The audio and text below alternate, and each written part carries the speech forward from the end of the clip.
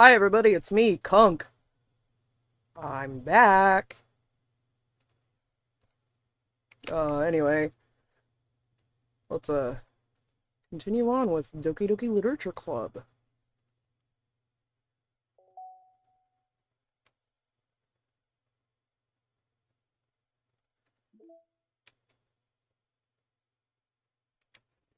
One sec.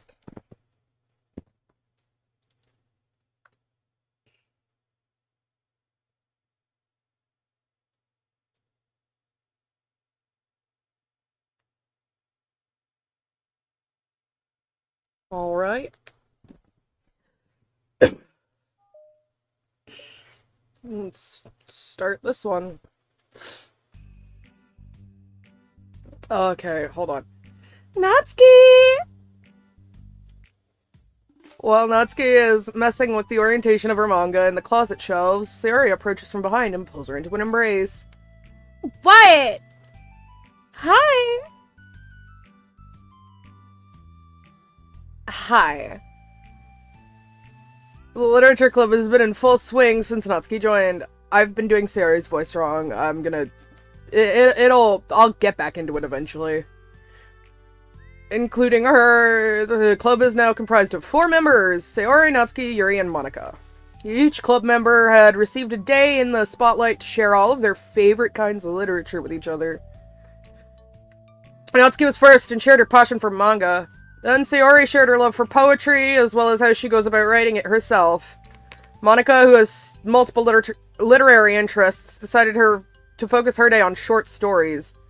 And finally, Yuri managed to demonstrate her obsession with fantasy with a little help and encouragement from Sayori.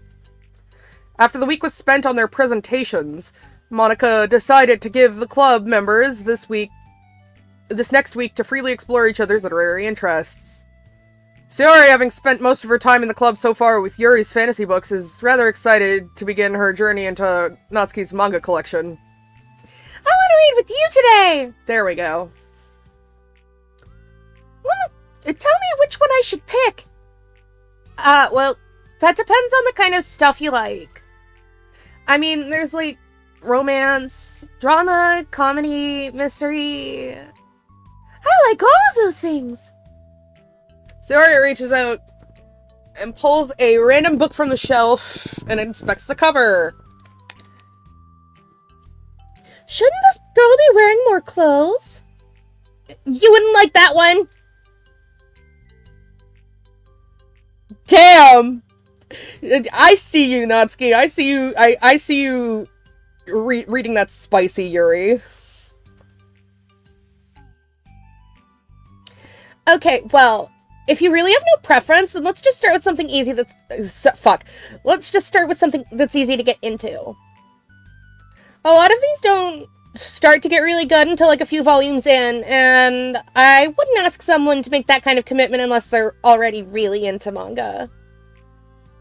I can handle it. I did it with Yuri's book at least. Well, I'm more considerate than that. Although I'm kind of impressed by your attention span if you put that much effort into her books.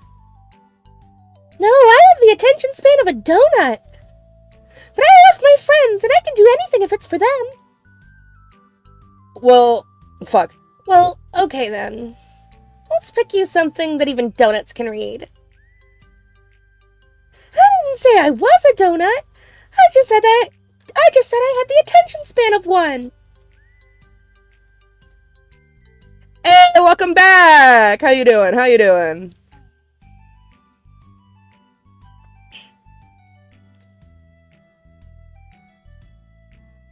Aw, were you just trying to call me sweet? You're so cute. No, how did you get to that conclusion? Don't call me that. A donut? Cute. Aw, how come? I just don't like it. I don't need a reason. Natsuki yanks a book from the shelf and closes the closet doors. If someone asks you to stop, then you just need to stop. People need to realize that. I'm sorry. I really didn't mean to hurt you. Doing fine. What about me? I'm doing alright. It was snowing for a little bit here, but most of that's gone now.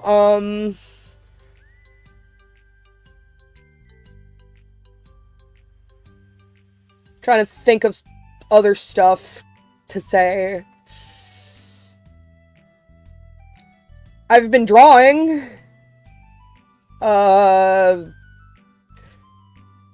been feeling a lot more creative lately, which has been really good, and I'm excited about that, because that means I get to create more stuff to upload to my channel. Anyway, back to the... Oh, excuse me. No, sorry, it wasn't you. Natsuki shakes her head while pulling a second chair over to her desk. I was talking about something else. I didn't mean to get angry all of a sudden. Natsuki averts her gaze and mumbles. You're, like, a nice person, so I wasn't talking about you. I still learned a valuable lesson. Sayori speaks softly as well, feeling shy after receiving the unexpected compliment. Well, anyway, here's the book, so just start it whenever you feel like it. What's it about? Well, it's like a comedy. And there's romance too, obviously. Sayori looks at the title. It's called Love is Another Word for Luck. It's about a girl who keeps accidentally running into the same guys. And then you find out, like... Well, you should just read it. But you have to tell me what you think. I can already guess who you're gonna ship yourself with. It would be so funny if I'm right. Ship? I don't get it.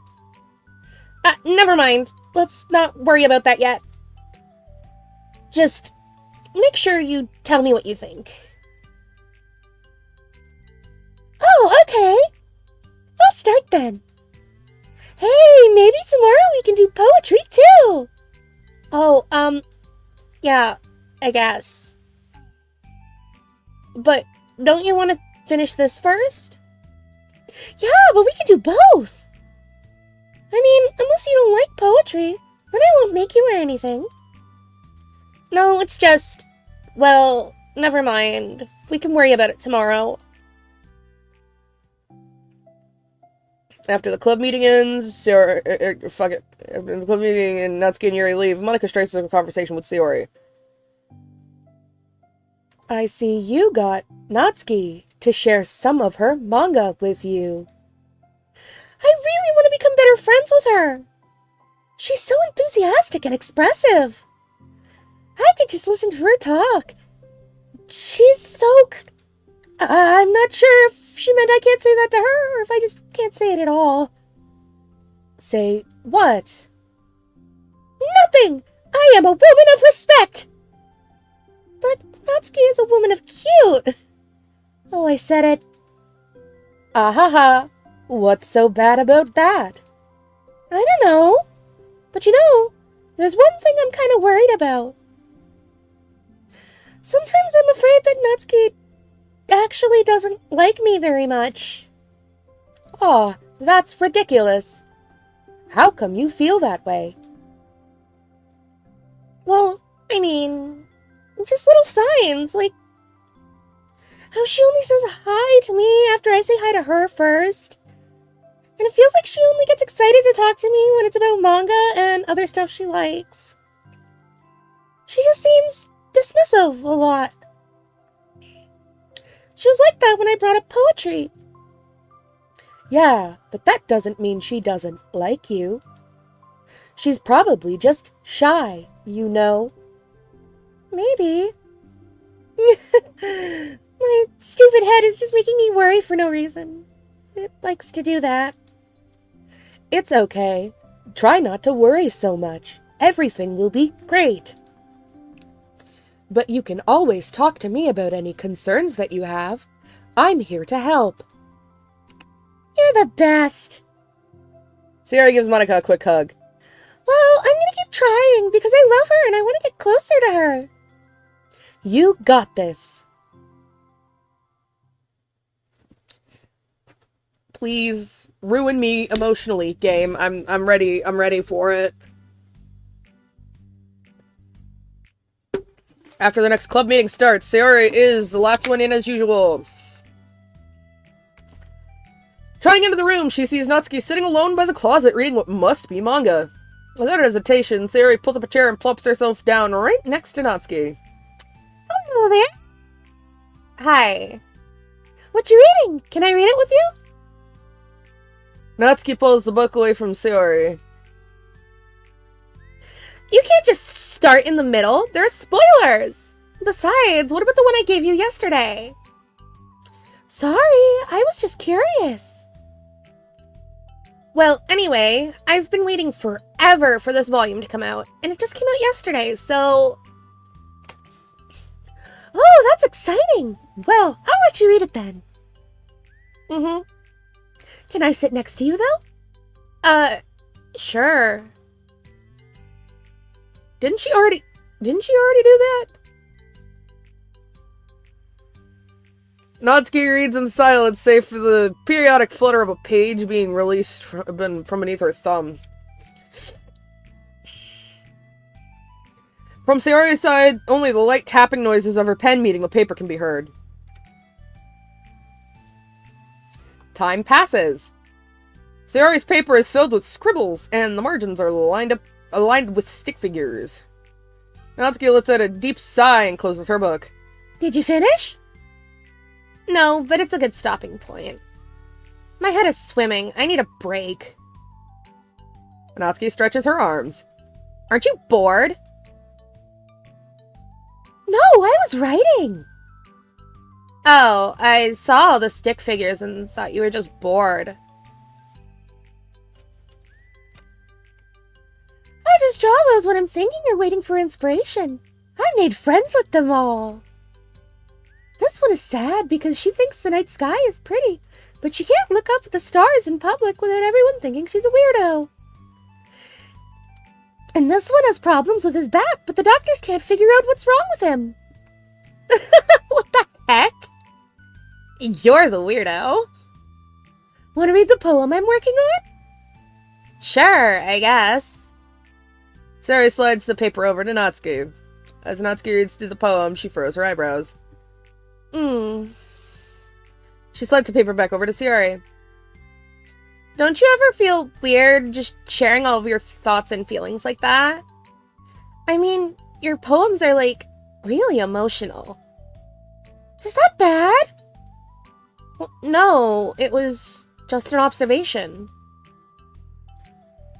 I think people can get closer to each other if they find ways of expressing their feelings. Well...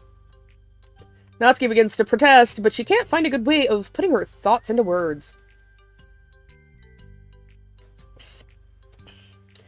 Doesn't that depend more on the kind of friends you have? Wait, who said that? Yeah, okay. I don't know. To each their own, but I've never met anyone I'd feel comfortable sharing my poems with. Not that it's you, it's just how I am, so... You write poems? You never told me that. I just thought you wrote other stuff. Yeah, that too, but... You should... I mean, would you ever want to share? Like I said, I don't do that. But... Can we talk about something else? I'm sorry. It's not your fault, it just makes me uncomfortable. I can't help it. Still, I'm sorry. It's fine. Well, let's move on to something that makes us both happy. I should continue the book you gave me since I didn't get very far yet. Sure. Over the next few days, Sayori begins each club meeting by approaching Natsuki with unwavering enthusiasm. It's Natsuki! Natsuki! Hi, Natsuki! Oh my god.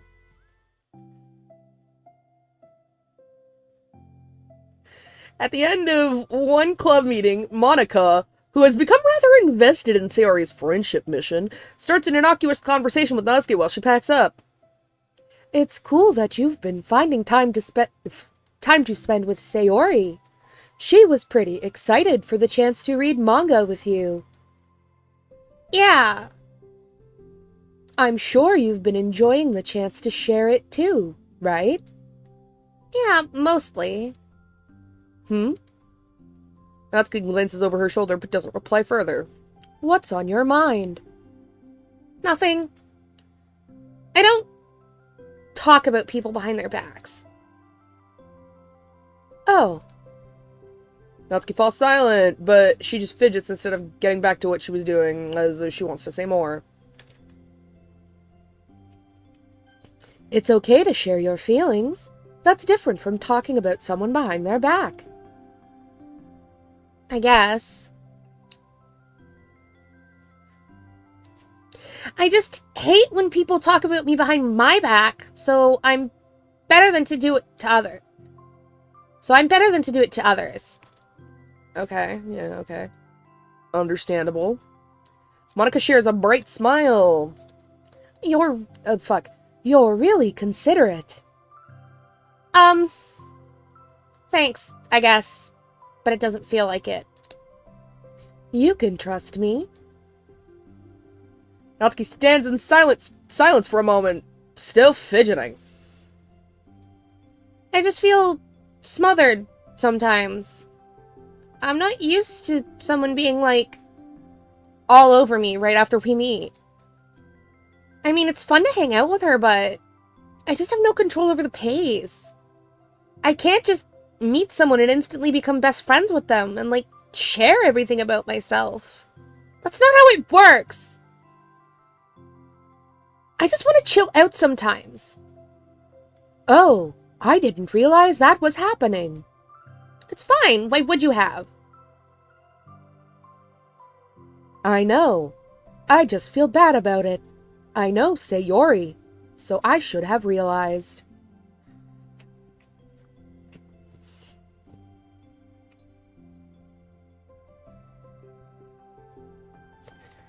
Monica navigates through her tinge of guilt, which is surfaced mainly due to her being the one who previously encouraged Sayori's behavior. Despite not knowing the situation, Monica can't help but feel a little responsible. Do you want me to talk to her about it? No, I wouldn't like that. Well, I could. I got the Natsuki Nendoroid. Nice! Nice! I love that for you. I love that for you. Well, I don't know. I could, like, divert her into another club activity for you, or something. No way! That would be so underhanded and mean. Sorry, I didn't think that one through. Besides, just because I complained about it doesn't mean I'm asking for someone to solve my problems for me. True. I'm sorry. I guess I just instinctively want to try to solve problems, even if I haven't been invited to. That's fine. I would talk to Sayori about it, but it would make things really weird between us. I feel like it would make her just constantly be afraid that she's bothering me. I don't know how to just keep things natural. Well, I think if you do a good job expressing all your feelings, she would totally understand. Sayori really wants to be the best she can be for other people. I think she would actually be happy that you want to improve your friendship with her.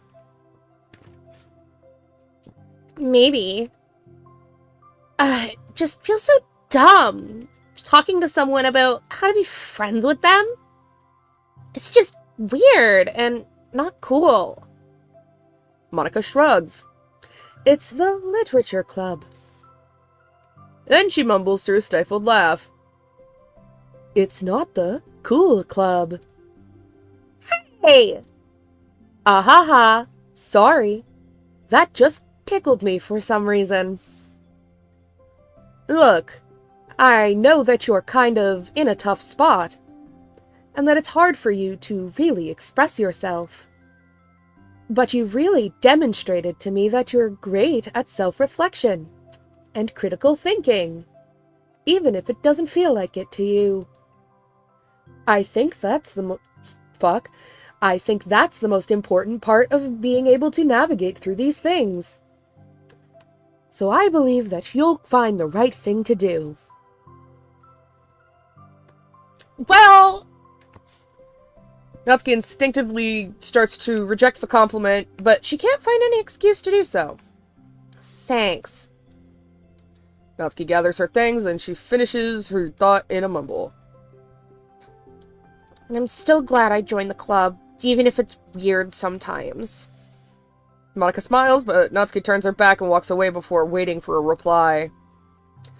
It was an unusual way for Natsuki to express her appreciation, but Monika knew what she meant.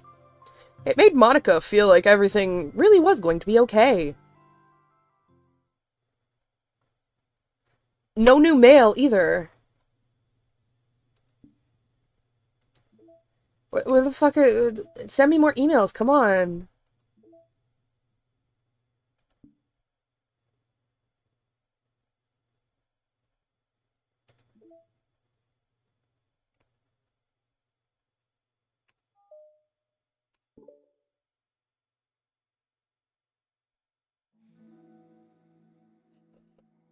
Okay. It's lunchtime. Sayori, who usually buys her lunch, is making her way to the cafeteria like any other day. The clamor and bustle of the students is drowned by Sayori's impeccable skill of zoning out. However, her imagination is momentarily interrupted by the glimpse of a familiar pink-haired girl. Hey, that's Natsuki. I never run into the other club members around the school. Natsuki! Sayori stands on her tiptoes and waves. Natsuki, who's busy walking and chatting with her friends, doesn't notice Sayori at first. Then she glances over in Sayori's direction. Sayori waves enthusiastically. Following her friends, Natsuki quickly ducks around the corner. Hey, she definitely saw me.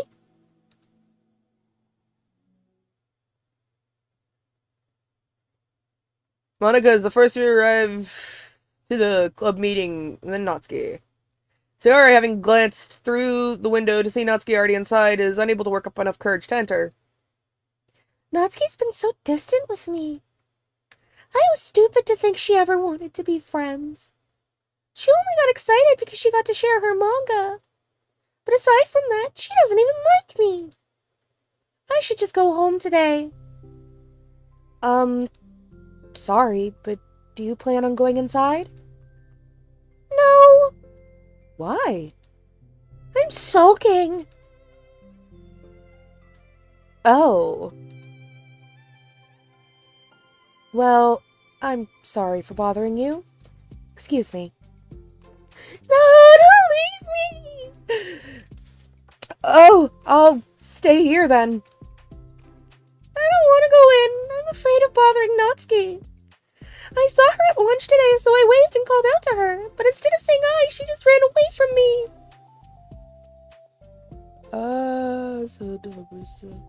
Hi, welcome!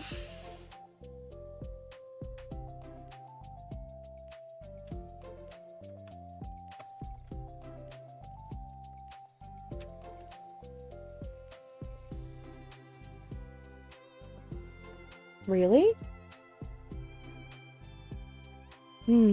Not bad. Hey! Sorry, I'm sorry, that was a joke. It just sounded like something stupid that I would do from anxiety.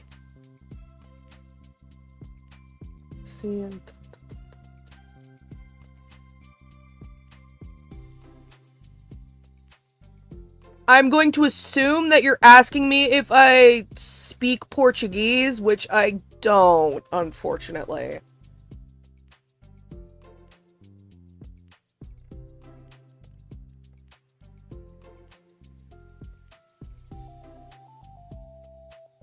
From anxiety? Well, I just don't like attention being drawn to myself. Oh! Well, that makes sense based on the person that you are. But Natsuki isn't shy like that at all. I thought we were friends. But it feels like every day she's just been trying to distance herself more instead of get closer. It makes me feel like she was only spending time with me during the club because I was reading manga. But she doesn't actually want to be friends with me. Well, I feel like I'm missing a lot of context here. Was she in the middle of anything when you approached her? No, she was just walking with her friends. With her friends? Eri pauses for a moment. How do I put this? Sayori, you're very fond of your friends, right? You always want to be spending time with them. Of course! I don't think there's anything more important to me. I mean, the best parts of my day are always with my friends. Besides that, I really hate being alone, so... You hate being alone? Sayori nods. I understand why she hates being alone. As somebody who very heavily relates to Sayori, I hate being alone too. That's why I do live streaming. That way I'm not alone. We're very different people. I cherish my alone time. I wouldn't trade it for anything. So I think... Well, if I was trying to have alone time and it was being threatened with an interruption, then... It just would not make me very happy. Yeah, but that doesn't have to do with Natsuki. She was already with her friends, not trying to be alone or anything. No, I think it's similar. So you don't know Portuguese and Spanish. I do not. I can only, like, guess what you're saying if it's in a different language than English based on how things are spelled.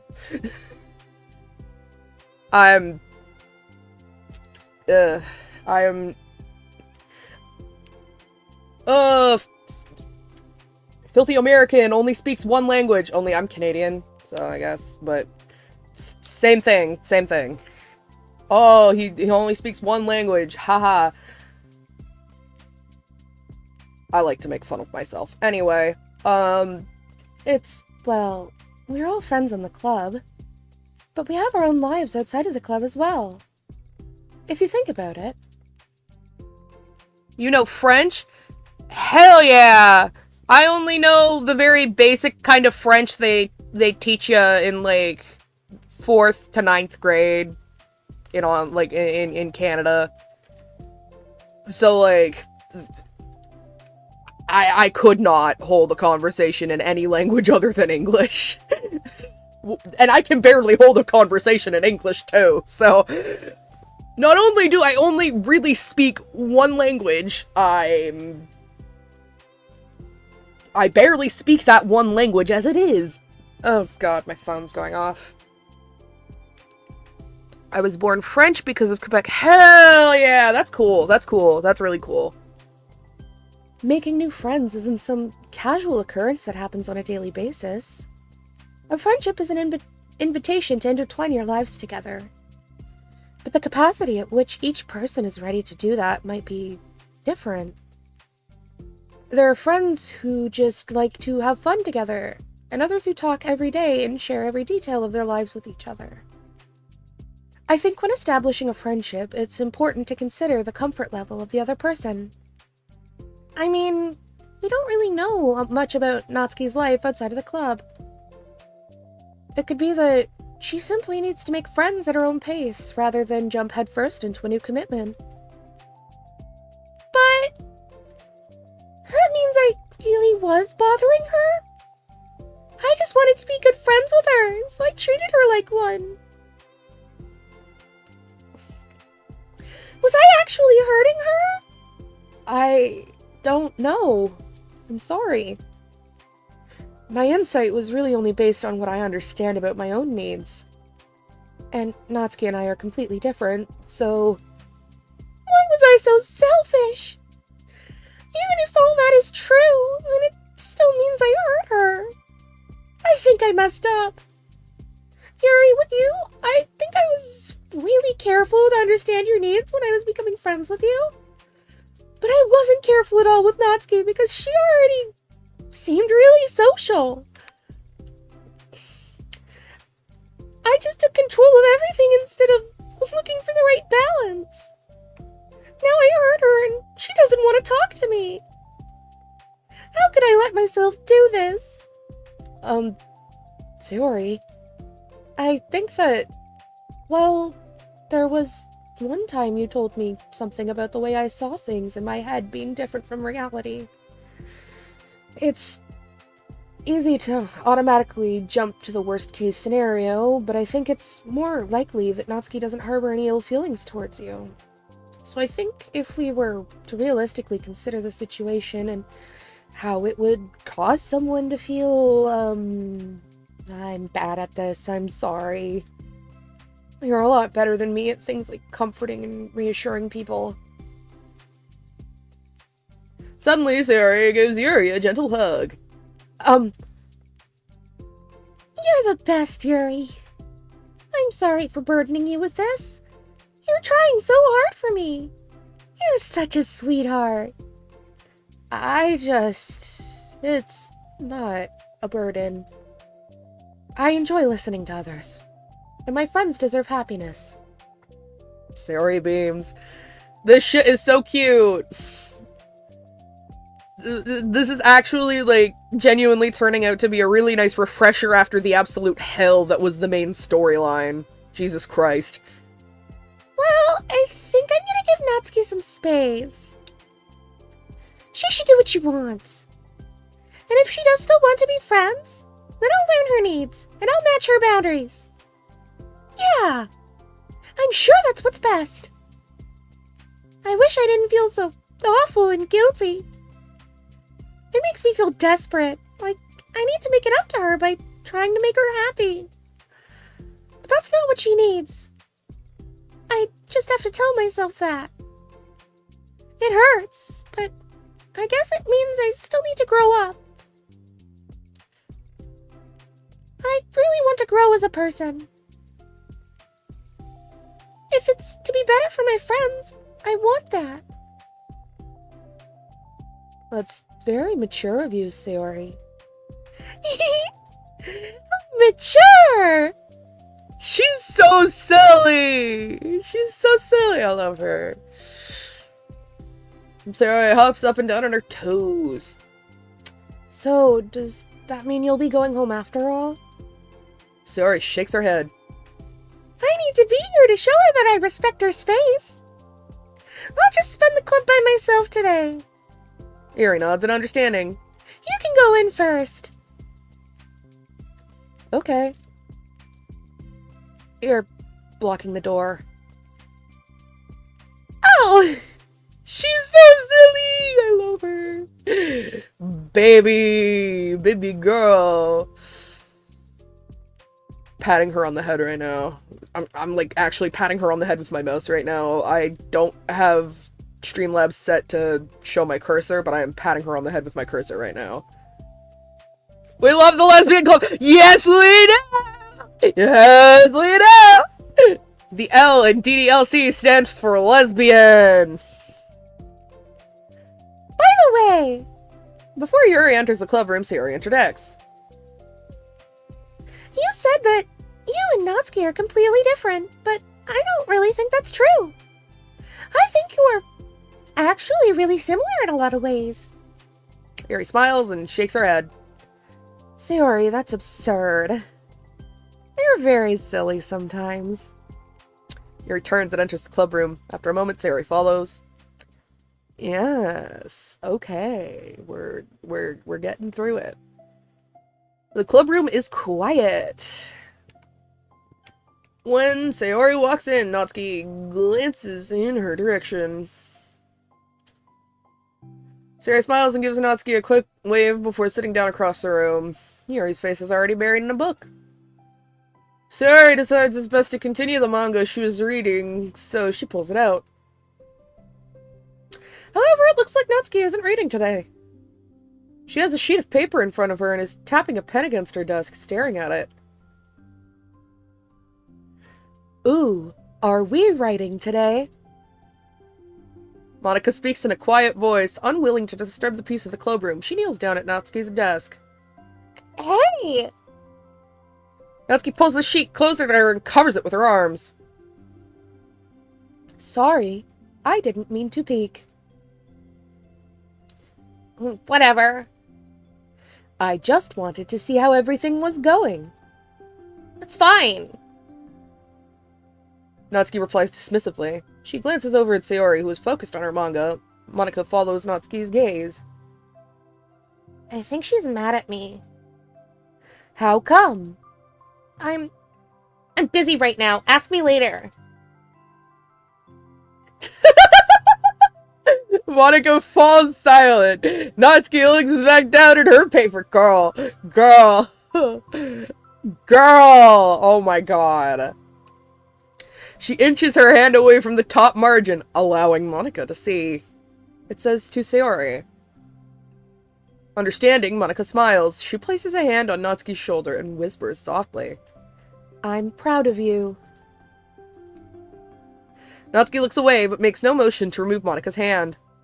Monika gives Natsuki's shoulder a quick squeeze before standing back up and pulling away. The end of the club meeting passes. Yuri is already departed. So is Monika after checking on Sayori and Natsuki to ensure they wouldn't stay too late. Sayori was determined to finish her manga volume before heading out, since the end was approaching. However, with Natsuki also staying late for an unknown reason, a silent tension hangs in the air. After finishing the volume, Sayori brings it to the closet to put it away. She slides it back onto the shelf while Natsuki watches. Then Natsuki gets up and pulls it back out in order to return it to its proper location. Sorry. I didn't know where it was supposed to go. That's fine.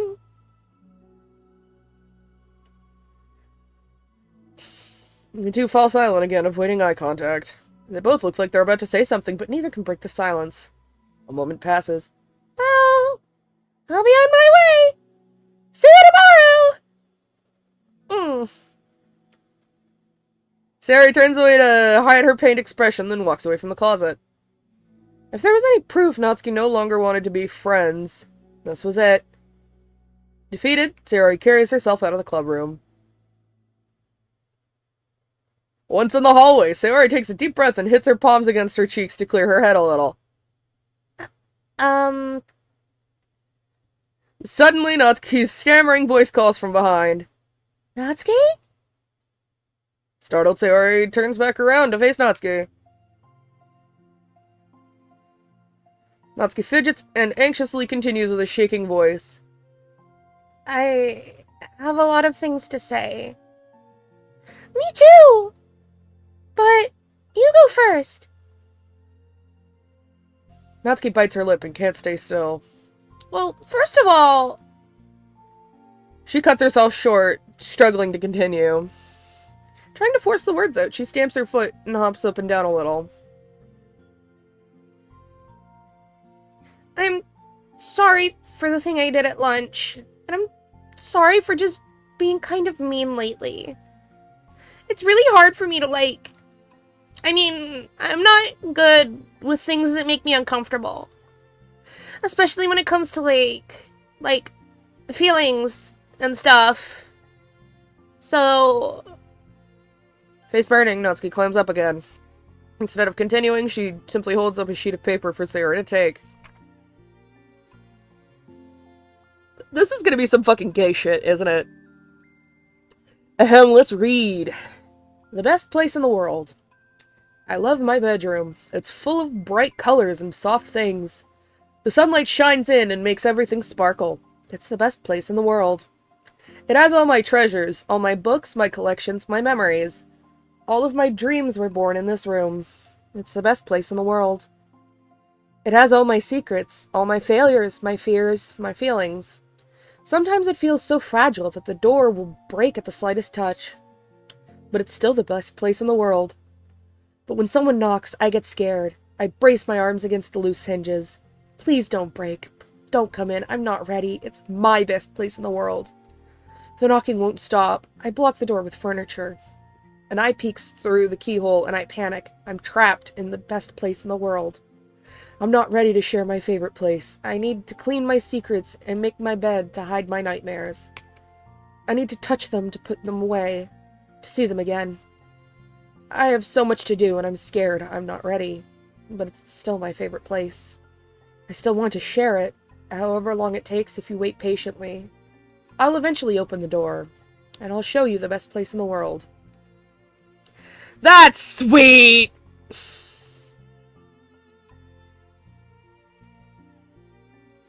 It's a poem. But I thought... Well, I sucked it up so that I could work things out with you. So just be happy about it. Please? Sayori smiles deeply from the bottom of her heart. This is some fucking gay shit! Oh my god! These bitches gay! Good for them. Good for them.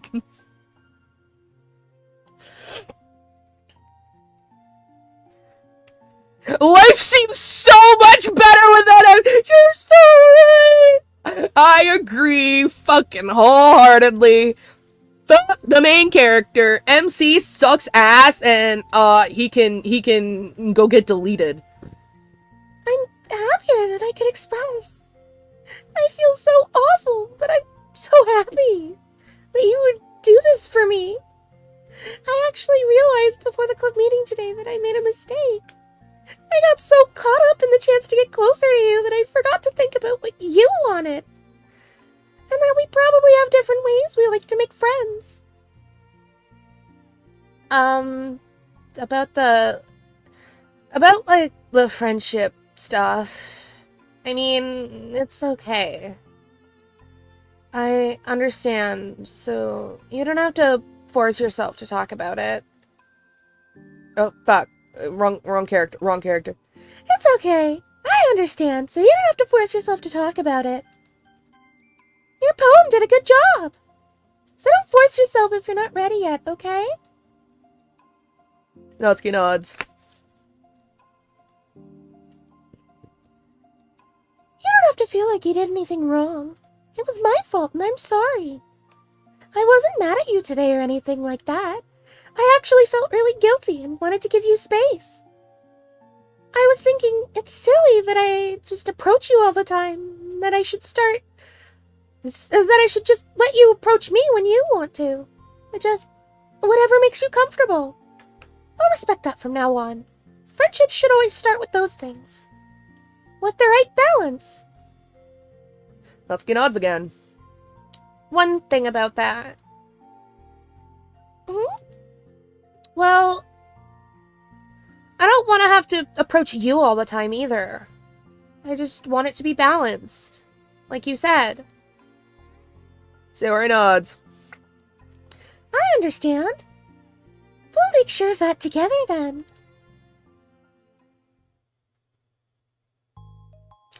Well, anyway. As the two of them have found common ground, Natsuki finds it easier to speak more freely again. I'm not gonna be, sharing my poems all the time now or anything like that. But I guess it wouldn't hurt to do once in a while. Only the best ones. So you better like them, because otherwise I might change my mind. I like anything you do, Natsuki. I was just saying. More importantly, I have to tell you about my new boyfriend! Huh? Oh, from the manga! Wait, I need to guess who it is. You definitely won't be able to guess. The two walk down the hallway together. Oh my god, we have so much to talk about. Darn, I should have told you to save the last 2 chapters so that I could see your reaction to the big reveal. Oh, you wanted to enjoy it with me. That's so cute. Oh, shush. What? Man! Mail! Woo! We just got a letter. We just got a letter. We just got a letter. I wonder who it's from. It's from Paula Miner. Staying focused on our goals. Untitled mail group do not use. As a reminder, to help guide our data collection, any analysis performed should be focused on answering some of these main questions. Huh? How does granting elevated access to the VM affect a person's emotional state? How does granting elevated access to the VM affect a person's values and goals? How does someone effectively navigate and experiment with their ability to change the contents of their VM? How is elevated access being weaponized? What actions and values most contribute to the destruction of the universe? Most importantly, how might your observations apply to our own universe? Bonus! How can we present this to upper management as an operation that benefits the company? Unrelated note, whoever changed the color scheme of the desktop to pink, can you please change it back? It's unprofessional and it runs the risk of drawing eyes. Project Manager Paula Miner. Alright, Paula. I like the pink desktop. Thank you very much. It's cunty. It slays. It's very girly pop, or whatever the kids say these days. Yas Queen, or whatever. I don't fucking know.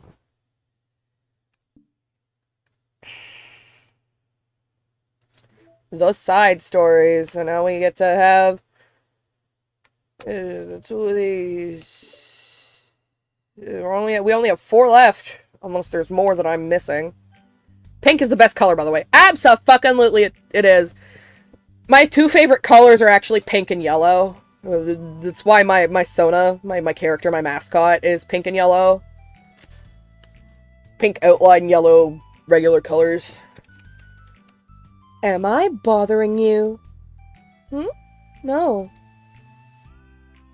Okay, just checking. It's hard to tell since you always look so into it when you're reading. It makes me scared to interrupt. Well, it's within my expectations to be interrupted when I read here. It's mainly when I'm by myself that I don't like it. That makes sense. I guess if you're here in the first place, then you're more ready to socialize, even if it takes a little bit of prodding. It's not so bad to be social if I let others do the work. So it can be healthy to put myself in a social environment every now and then. It's mostly difficult when I don't know anyone, or there are too many people, or everyone is being too silly for me to keep up with. Yuri glances across the room to Cesare and Natsuki. I love these two. These two are just... Sayori has her head cocked back and her mouth open, trying to catch pieces of a cookie that Natsuki is lobbing into the air, but the pieces keep bouncing off her face and hitting the floor. Maybe I should say something. No need. They just ran out of cookie. What a waste. They've become really good friends, haven't they? I'm happy. Sayori seems particularly good at making that happen. But the two of them are both on the energetic side, so I suppose it works out well. Yeah, come to think of it, you and I haven't had many chances to talk one-on-one, have we? Though that may be partially my fault, since I'm supposed to be the one engaging club members. Not at all. I've probably formed a habit of drawing minimal attention to myself. The responsibility is equally on me, at least to display some openness to engage. Well, what about during times like lunch? Do you meet up with friends? I just read. Oh. But I like it that way. It feels nice to be carried off again after a morning of classes. Do you always read fantasy? Oh, not always. I suppose it's all I've read recently, but only because I'm in the middle of this series. There are still 2 more books after this one. I guess those long books suit you well, since you spend so much time reading. Well, fantasy may be my favorite, but after that, I'm more or less indiscriminate to genres. I'll read anything with depth and maturity. Oh yeah? Even like romance? Well, there are a lot of books that have elements of romance in them. Oh, come on, Yuri. You know what I mean. Monica lowers her voice. It's a guilty pleasure of mine, so I won't tell anyone if you do too. Maybe more when I was in middle school. I mean, I was really lonely, and people were mean to me a lot. So it kind of felt like, oh, please don't make me think about the past. Heh. Sorry. I just got super curious. You know, we should totally pick out a romance novel to read. That would be so much fun. Absolutely not. Really? Even if it was just between us? Try asking someone who has no shame, like Natsuki. Ouch. Sorry, I swear I didn't mean that. Well, I guess it was my fault for pressuring you. I'm like that for things in my past, too. You know, things I feel too embarrassed to re-experience. There's nothing wrong with growing out of things. It happens to everyone. For instance, Natsuki's interest in manga reminds me quite a bit of how intense I used to be about my own interests. It makes me think that she'll likely grow out of it, too. Hey, were you talking about me? No, we were just... Oh, we were just talking about how our interests have changed over the years. When did you get into manga, Natsuki? Hi, welcome! We're doing the side stories right now. We have like four of them left. What if we were in a literature club and we kissed? Haha, unless you're so real for that, Zara. Hi, Zara! Hi, Zara! Welcome back.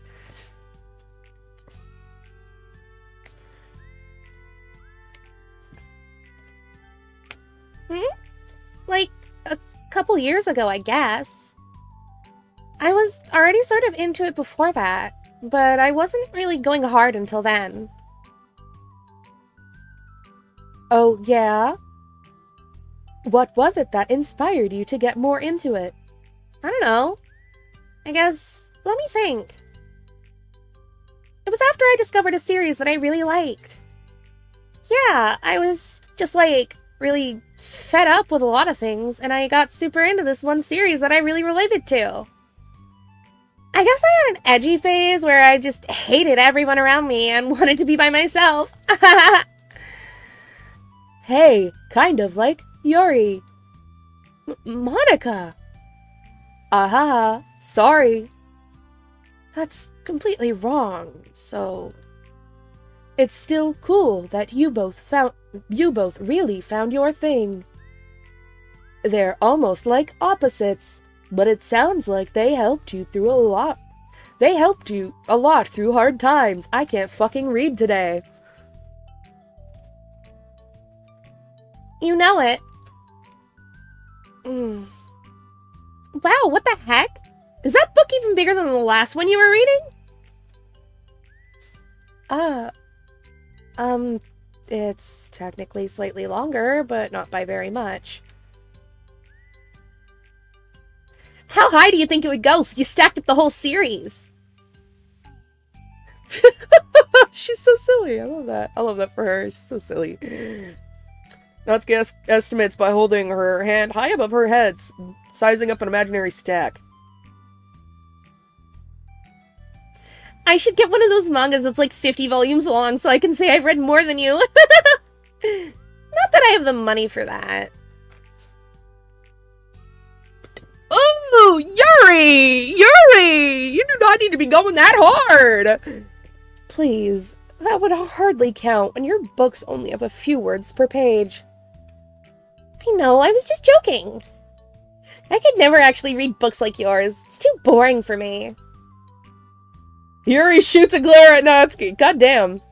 It's not boring. Chill, I said for me, not for you. I can have my own opinion. I just think it's too convoluted. Sayori, are those from the floor? Gross! Also, wash your hands before touching any of my books. Just do it. The oils are there, even if you can't see them. Fine. Sayori trots out the door and Natsuki follows. Yuri, you look a little upset. What kind... Fuck, wrong character. What kind of nerve does she have to call my hobby boring? Well, she did correct herself. Hardly. She was so condescending. I don't mind if she thinks it's not for her. I already understand that it's not for everyone. But she knows well how much these mean to me. So how about just leaving me alone instead of needlessly telling me the things you hate about it? I'm sorry, Yuri. You may be right. This won't be the last time people have strong feelings about what they like and what they don't like. Especially in a literature club. So I should figure out how to mediate discussions to keep them positive and constructive. For the record, I've always been impressed by the level of creativity in your books. Fuck! For the record, I've always been impressed by the level of creativity in your books. And also your ability to get through them so quickly. Thank you. Okay. Well, this is something that I'll have to think about and revisit. I'm sure I can help Natsuki find some common ground with you. Common ground isn't necessary. I just wish to be respected. That, then. Either way, I'll do my best. I'm skeptical when it comes to Natsuki. I trust you, Monica. I'm skeptical.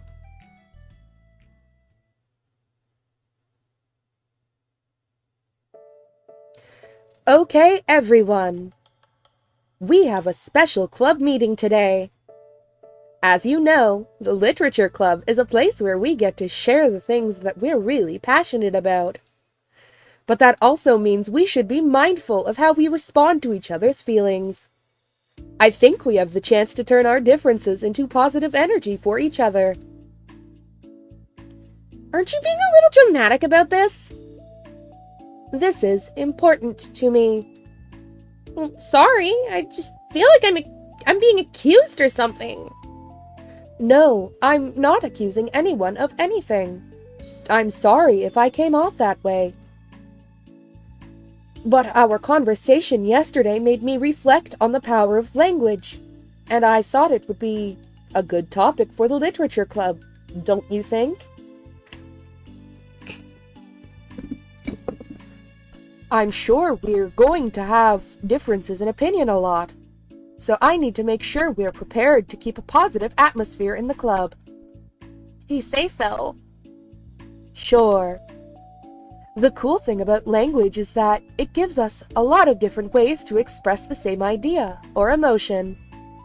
We have a lot of control over how we want the other person to feel when receiving our thought. This goes for poetry, narratives, casual conversation, basically anything. For example, Sayori, what's your favorite food? I have them organized by category. Should I start with snacks, or do you mean full meals? Should I include breakfast? She just like me for real. Oh, jeez. Okay, how about your favorite fruit? That's easy, cherries! Really? I always thought cherries tasted nasty. What? Cherries are delicious! Whoa, that's a pretty strong reaction. Well, I just don't understand how somebody could think cherries are nasty. Praying for Amy to appear. Right, we still need Amy. We still need to see Amy. Where the fuck is Amy? Where is Amy and her spiders? How does it make you feel? I don't know, Dad. Defensive, maybe? Yeah, I got defensive. See?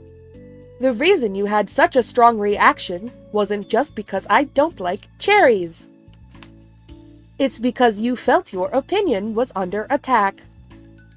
But that's weird, right? Something like taste is completely subjective. But when I say something like, I think cherries taste nasty, I'm using objective language. I'm challenging Sayori's reality that cherries are delicious with my own, which is that cherries are nasty. Wait, hold on! How is that objective when you just said it was only your own opinion? It has to do with the way our brains interpret the words. You're talking about the reality of the cherries, not your feelings about them. Like Sayori. Let's rewind for a second and pretend I didn't tell you that I think cherries are nasty. Good! So, what if instead of that, I said, like, I've tried cherries and they're not for me. It's not the kind of flavor I enjoy. Well, that's fine. As long as you don't call them nasty. Nasty is a nasty word. Okay, so cherries was kind of a weird example, but I think it gets the point across. This time around, instead of talking about the cherries, I just talked about my feelings, and Sayori didn't get defensive. So instead of clashing with each other, it's like we received an invitation to talk about our differences. Sayori is so relatable for real. I love her. I love her. You're so right. I love her. She's great. Yuri, you don't need to take notes. I'm not gonna quiz you or something. I know that. I was just... I want cherries now. For real, why the fuck do cherries have to be so goddamn expensive? Sorry, I didn't mean to call you out. You can do whatever you'd like. But does anyone have any thoughts so far? Yeah, I just feel like I shouldn't have to put all my language through a filter just to protect someone's feelings. Well, you don't have to. The choice is yours on how you want to come across to other people. I'm only suggesting it as a tool to help turn your differences into a positive experience rather than an argument. Right, Sayori?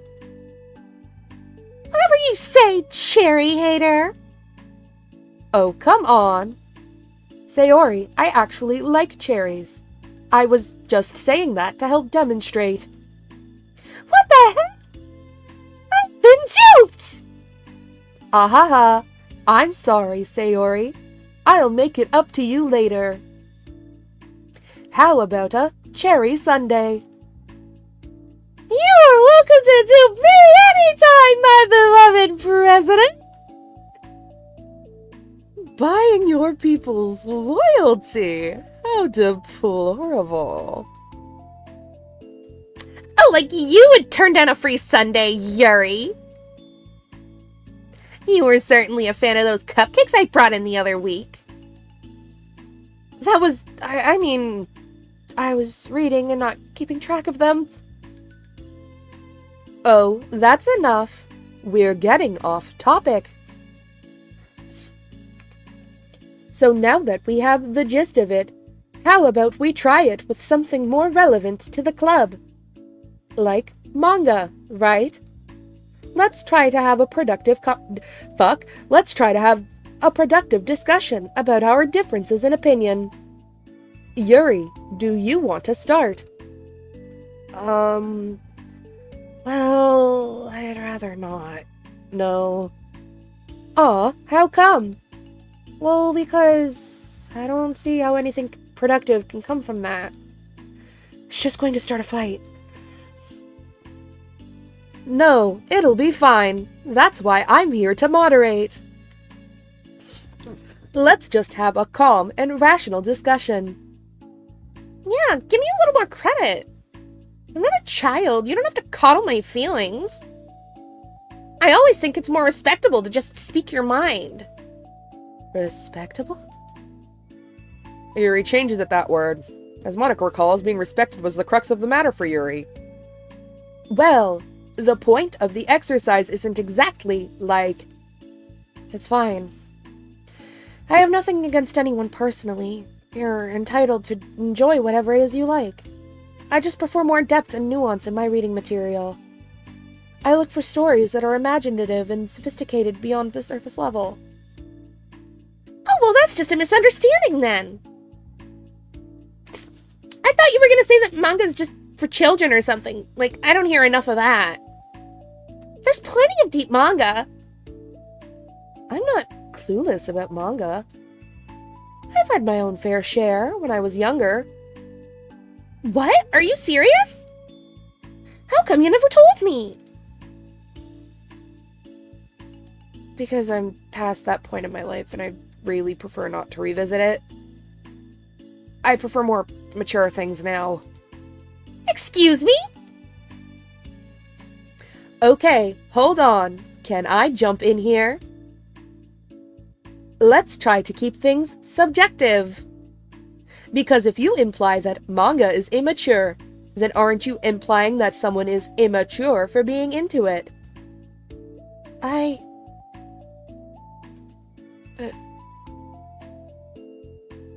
Well, maybe it's immature to judge people for having different tastes than you. Natsuki. Nobody's immature!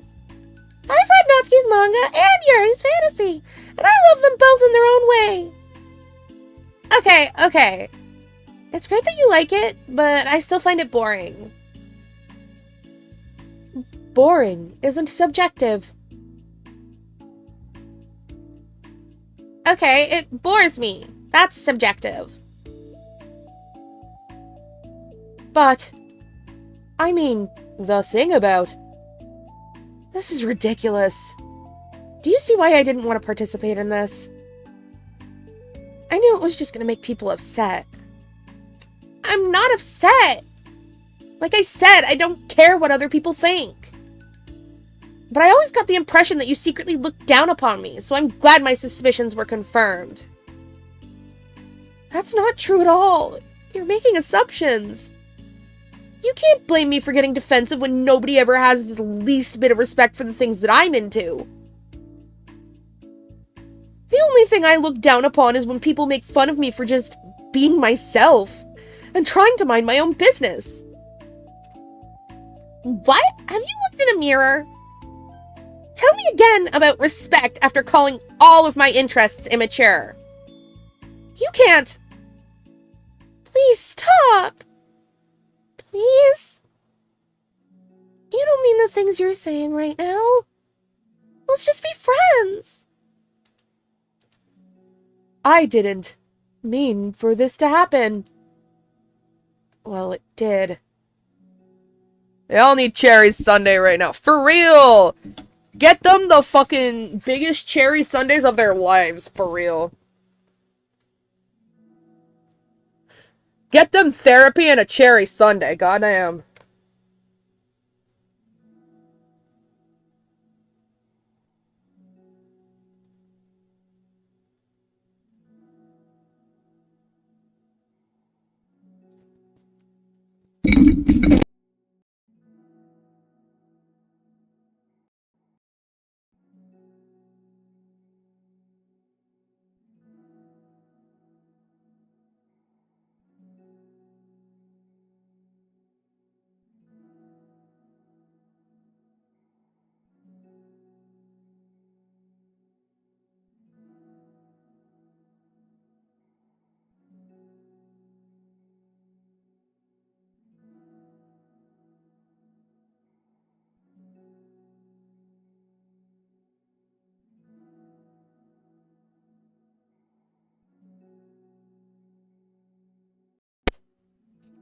It is not a kunk stream without without a bit of scuff.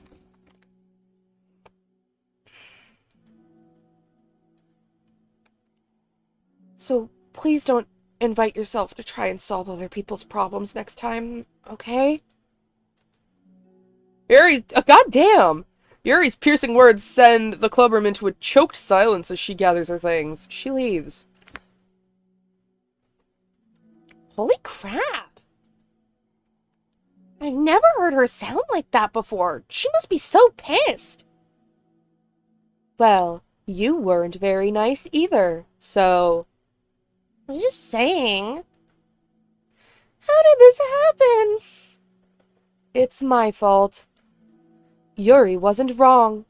I shouldn't have tried to moderate a conflict when I know how bad I am at dealing with conflicts.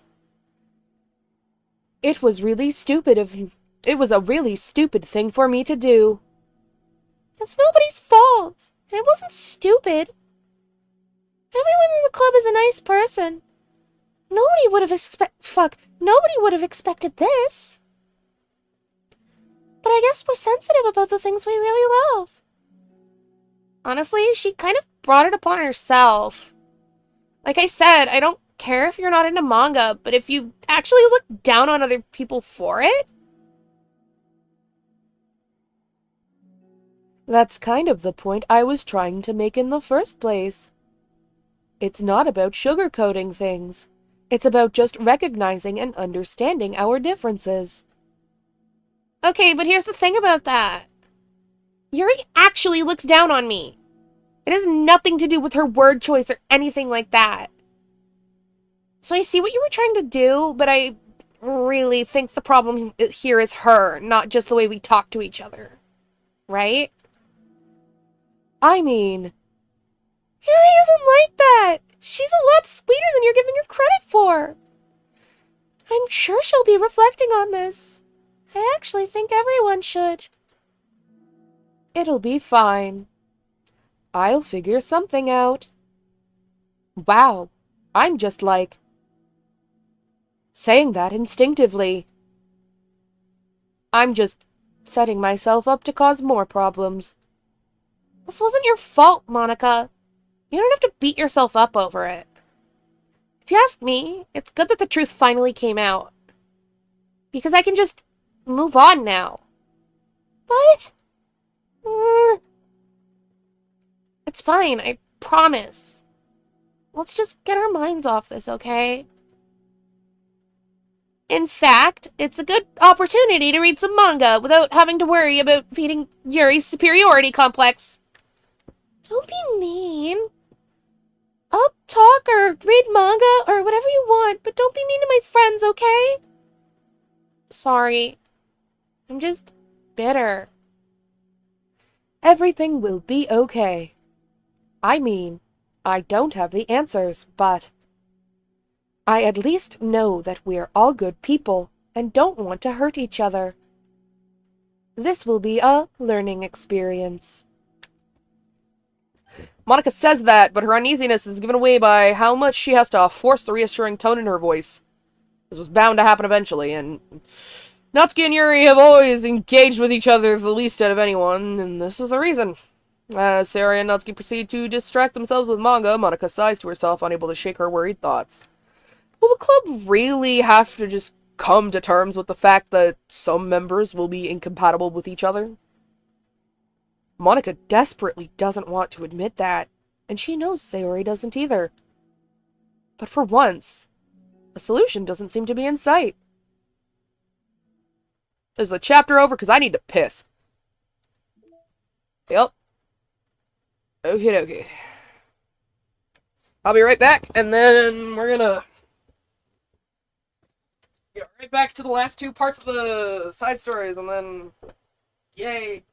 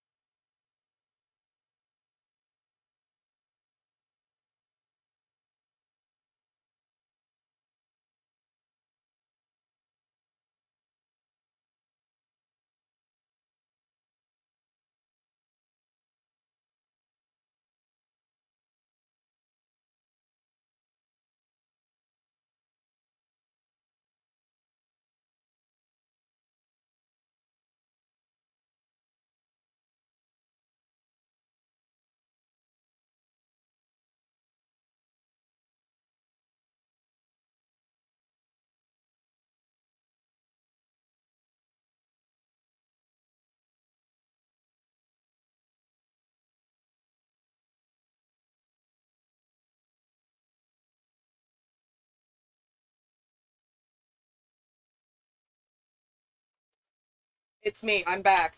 Hello. I am returned. I all need chairs. Yeah, okay. I think I've read that already. The chat. Alright, the last 2 parts. Unless there's more that I'm missing, because I didn't get all the CGs in the game. It's only been 1 day since Yuri's letter was delivered to Natsuki with Monika's help. Because Yuri chose not to attend the club meeting that day. She and Natsuki has been faced... Hold on. I feel like I missed something here.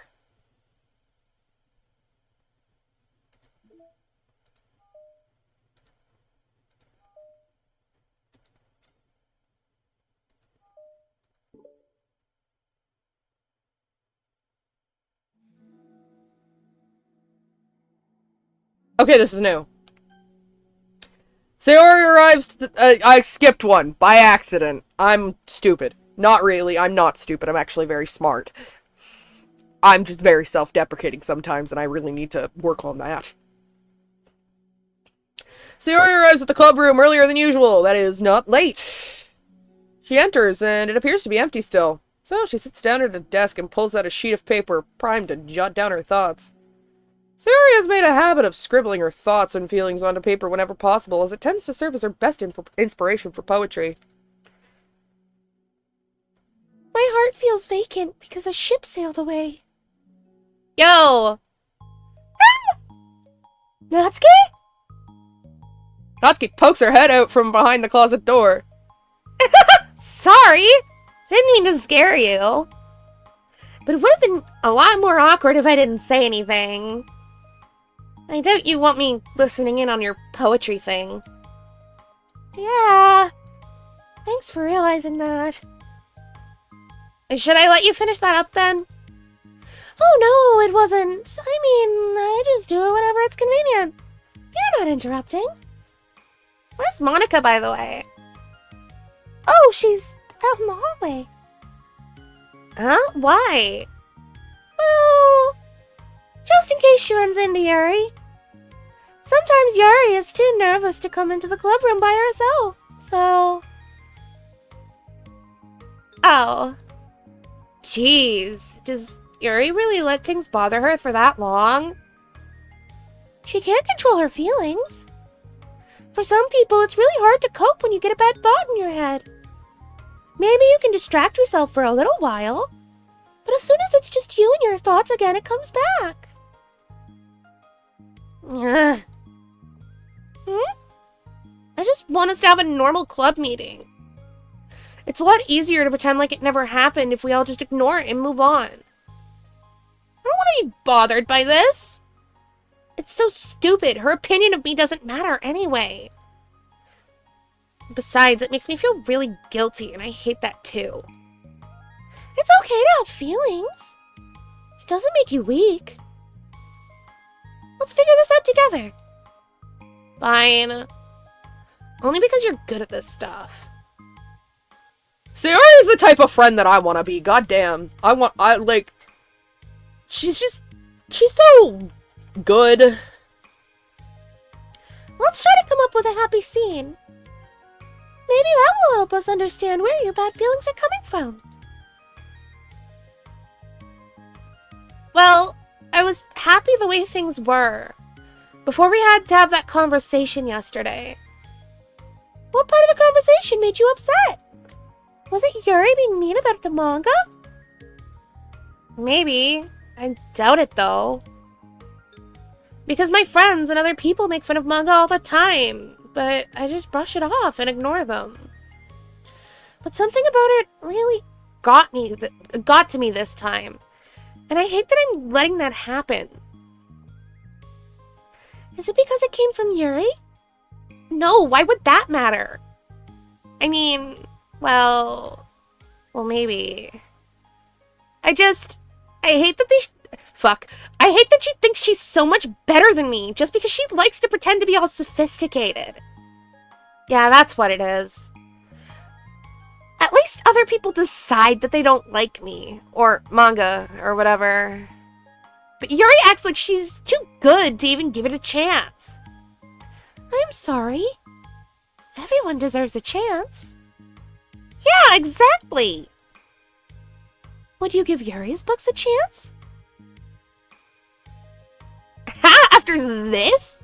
Obviously not. What about before this? Well, I would until I got bored, which wouldn't take very long. But if you actually keep an open mind, then it's not hard to realize that a story can be deep and meaningful without it being needlessly complicated. I see. But you know, I like Yuri's books. Yeah, but you like manga more, right? Sayori shakes her head. I like them both. I like them in different ways, but I like them both. I mean, the manga, it's really honest and fun and easy to just let go with. And the fantasy has a lot to interpret and uncover. And it's really rewarding to have some good quiet time together with it. She's using it as a fucking metaphor. I love you, Sayori. You're just so yes. Sayori. Sayori. Sayori. This really is the Sayori fan club, huh? I am the president of the Sayori fan club. But the most important thing is that that both the manga and the fantasy are true to themselves. So I love them both. And I think that there's room for both of them to be in the same club together. And I just feel like maybe they have more in common than you would think.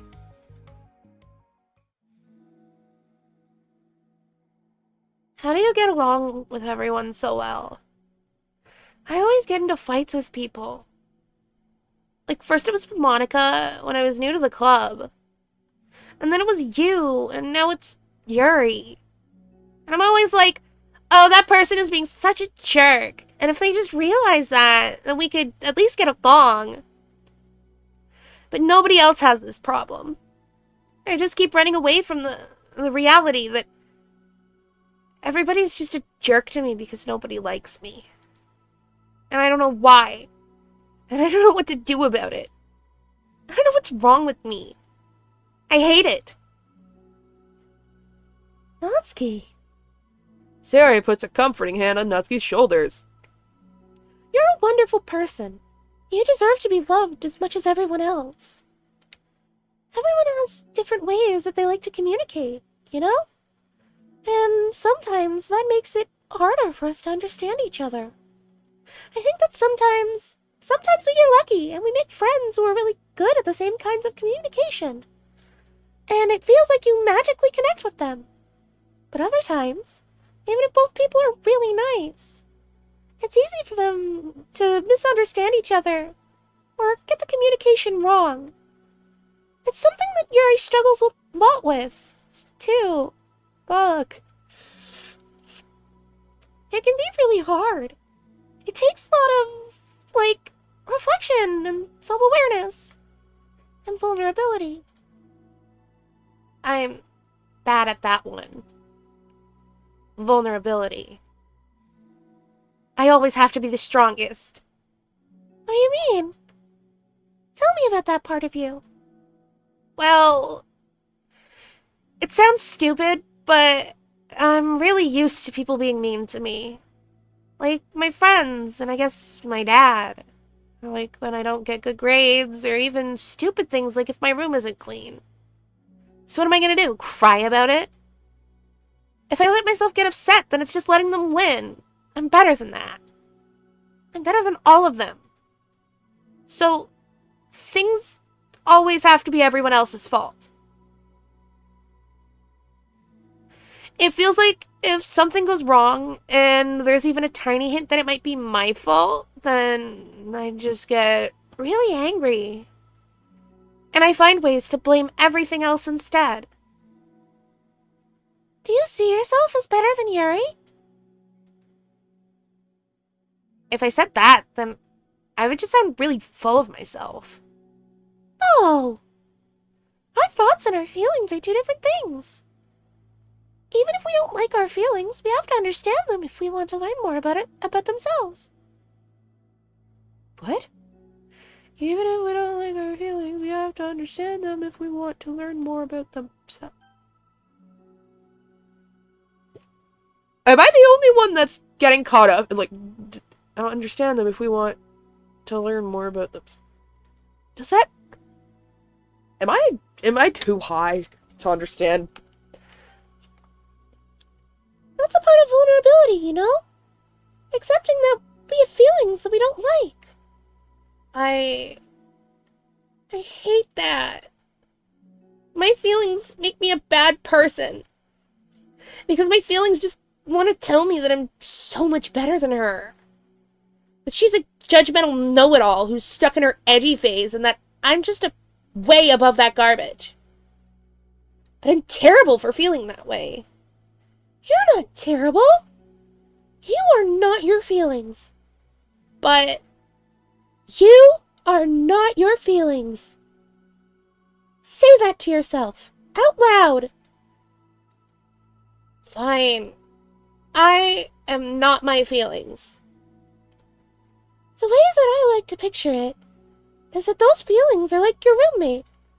You live in the same house and you gotta see each other every day. And even if you can ignore each other most of the time, you're gonna run into each other every now and then. And it's gonna make you feel like poop. So the other option is to get to know each other. You can communicate and learn from each other. And maybe even help each other change for the better. Does that help you understand? How do you know so much about this stuff? I just have a roommate that can be really hard to get along with. Called depression. Depression? But you're like the happiest person I know! I am not my feelings. I want to be a good person like you. Just like me for same! I love her! This is why I love Sayori!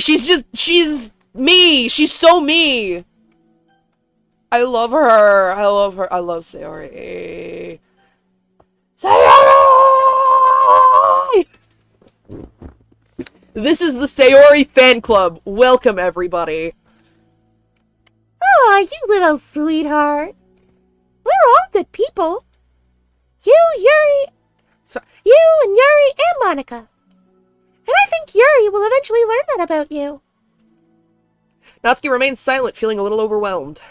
Despite Sayori's kind reassurance, a complicated mixture of pain and sadness seems to fill her, as though flowing from a wound inside her. Was it a result of her vulnerability? No, it wasn't as though she inflicted a wound after becoming vulnerable. It was as though she began to rediscover an old wound. One that cannot simply be bandaged and left alone any longer.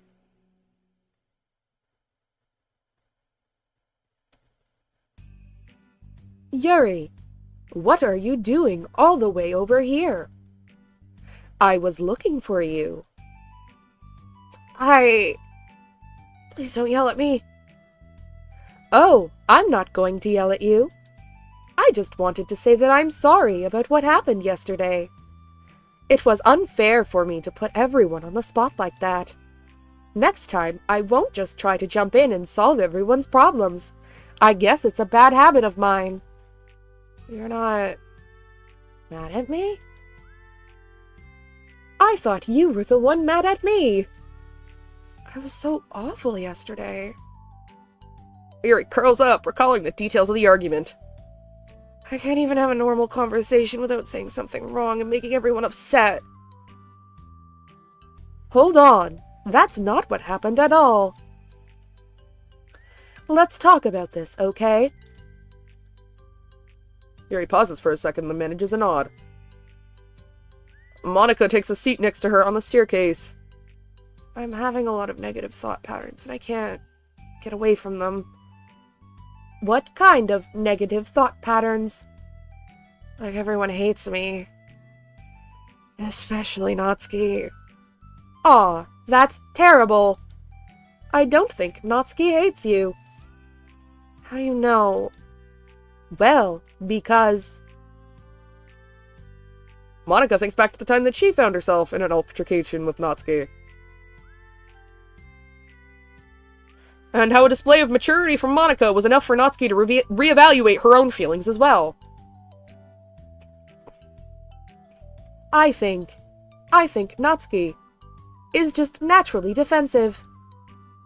I think she acts mean when she feels the need to protect herself. But you know, she's really not a bad person.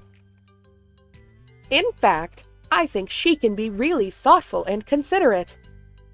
She just, well, I guess the way it works is that she wants to receive some degree of kindness first before she feels comfortable returning it.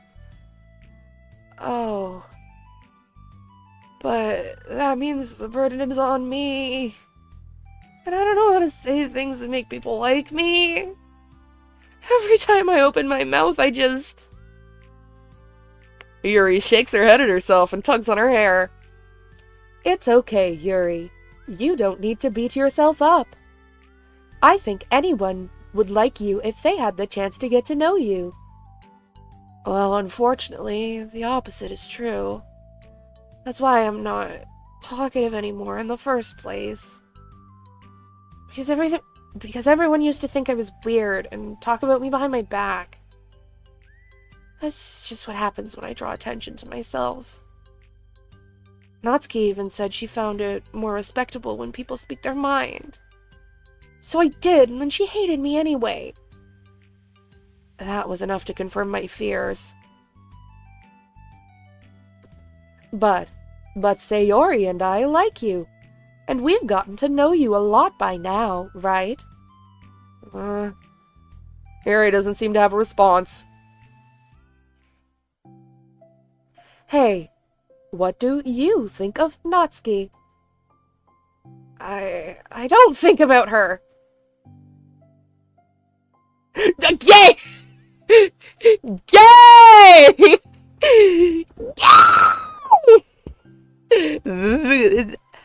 Yuri! I know what you are. I know what you are. That's not what I meant, really. Literally, lesbian club. I was just wondering if you had an opinion of her. I do. What is it? Natsuki seems to bring out the worst in me. I feel really ashamed of it. I like to think of myself as a fairly sophisticated person. So, for someone to just treat me like I'm inferior despite my tastes, that's just the worst kind of insult coming from someone like her. It makes me think bad things about her. But everyone else seems to like her, so the only explanation is that it's me who's doing something wrong again. And my feelings about her are wrong. And I'm wrong to get upset over something so childish and inconsequential. No, Yuri. Feelings are never wrong. Well, they're not right. That's the thing. Feelings are never right or wrong, you know. They're just a state of being that we don't always have control over. But that doesn't mean they have to control us. I feel like that's something I learned around when I first started the club. We can hate ourselves for feeling a certain way about things. Or we can, you know, just acknowledge that they exist and try to understand them better. I could never be mad at you for just feeling a certain way. It's about how you handle them. And I think working through feelings is a great opportunity for teamwork.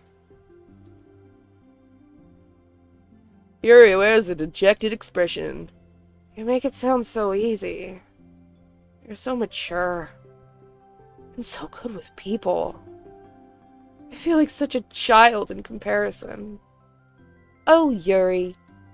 I'm far from perfect. But these are learned skills. They didn't come naturally to me, either. It's really hard to, reflect on yourself and separate your feelings from your thoughts. I just want to be a good person. Well, I think it takes a good person to get this far. That's not good enough. I want to be able to communicate to her. Communicate what? How I feel. How it makes me feel frustrated and upset when she's so negative and dismissive of the things that mean so much to me. And how it reminds me of me. Because I know what it feels like to feel misunderstood and angry at everyone. I know that telling yourself you're better than everyone else is just a defense mechanism. We're just people. We're fragile and unstable. But I'm just tired of that getting in the way. I can't stand it when the peace is disturbed like this. Yeah, you can't focus on your reading when the peace is disturbed, right? Because the literature club should be happy for everyone. Monica looks at Yuri in adoration. I feel like Sayori must be rubbing off on me. 'Cause I really want to hug you now. Yuri's being relatable right now. You're so right. She is. I relate to her so hard. Ahaha, sorry. I didn't mean to make you uncomfortable. No, I mean, well, if you wanted to, then I wouldn't really mind, so... Monica pulls Yuri into a short embrace. You're so gentle. And I love when you communicate your feelings. I feel really lucky to get to see that side of you. And I'm sure Natsuki will too. I'm gonna write her a letter. Oh, a letter. What a great idea. Just because I'm not good at talking. Especially under pressure. I always let my feelings get the best of me, and I forget to say all the important things. And I say things I don't mean. Well, I think a letter would be wonderful. Such a nice way to communicate. Yuri's face hardens with determination. People don't naturally gravitate towards me like they do for you and Sayori. My personality just isn't suited for that. And I wouldn't want it to be. But something I've learned is that friendships don't always just magically appear out of thin air. For instance, I never would have seen myself making friends with someone like Sayori. We're opposite in a lot of ways. But I'm friends with her because she put so much effort into understanding me so that we can get along. I think it was the same with you. You both gave me a lot of time and patience. And I wonder if she feels the same way. Natsuki? Yuri nods. I always thought that if I wanted to make more friends, I had to be somebody that I'm not.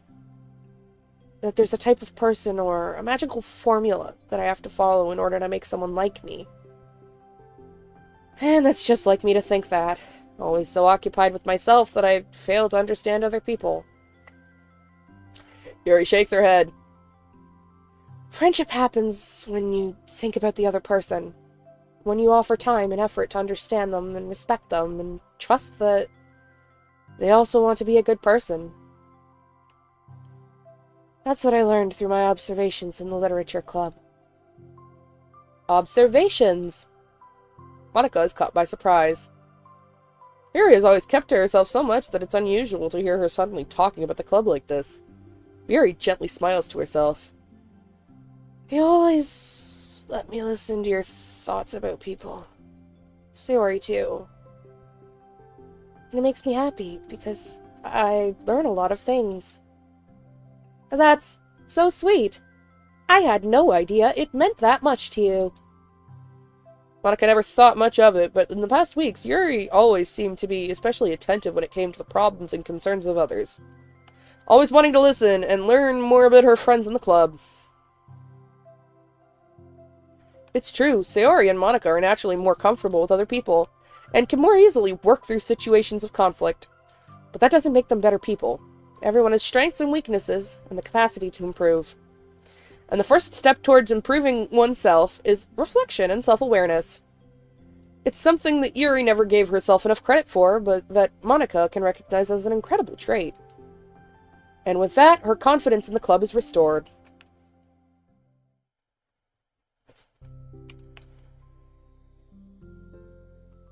A very shy girl with long, pretty hair is wandering through the bustling lunchtime hallways, her fists pressed into her collarbone. When she finds the literature club president's classroom, she stands at the door, glancing all around her before peering inside. Monica is sitting and chatting with a group of unknown friends.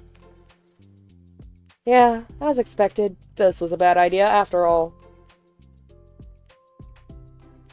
Suddenly, Monica glances towards the door, making the girl panic and duck out of sight. Before she can regain composure and decide for sure to leave, the classroom door gently opens. Yuri, what a surprise to see you during lunch. Yuri squeaks as a response. Please help me. What? Is everything okay? Yuri shakes her head. I don't know how to write letters. Ahaha, thank goodness. I thought there was some kind of emergency. Monica briefly glances over her shoulder at her other friends. Do you want some help? We can go find an empty classroom or something. Is that okay? I feel bad taking you away from your friends. It's totally fine, I promise. We weren't really doing anything. One sec. Monica trots back into her classroom, says something like, I gotta go, to her friends, then grabs a pen off her desk before returning to Yuri. Okay, let's go find somewhere quiet. Yuri nods and I'm so tired. Yuri nods and follows Monica as the two of them set off. How are you today? Huh? Me? Well, yes. Ahaha, oh gosh, fuck. Ahaha, oh gosh, sorry. I was just caught off guard. I'm doing well today, just tired. I never seem to get enough sleep during the week. How come? Oh, I dunno. I think I'm just really easily distracted. I get really sucked into things and start neglecting the time. Me too. I do that too. Ahaha. Hey, this classroom is empty. Let's go in here. Monica opens the classroom door. The two of them enter. Yeah. Yuri's moment of relaxation ends. She watches as Monica pulls two chairs up to the same desk and then obeys as Monica beckons her to take a seat. She stares down at the empty desk. You nervous? I don't want to do this. We don't. We don't have to. We can come up with something else. Yuri shakes her head.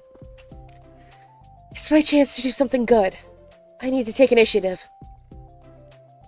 Gosh, you must be really determined. I know how hard it is to step out of your comfort zone. I'll be sure to encourage you. Yuri pushes through her anxiety and grabs a handful of lined paper from her notebook. And she picks up her pen.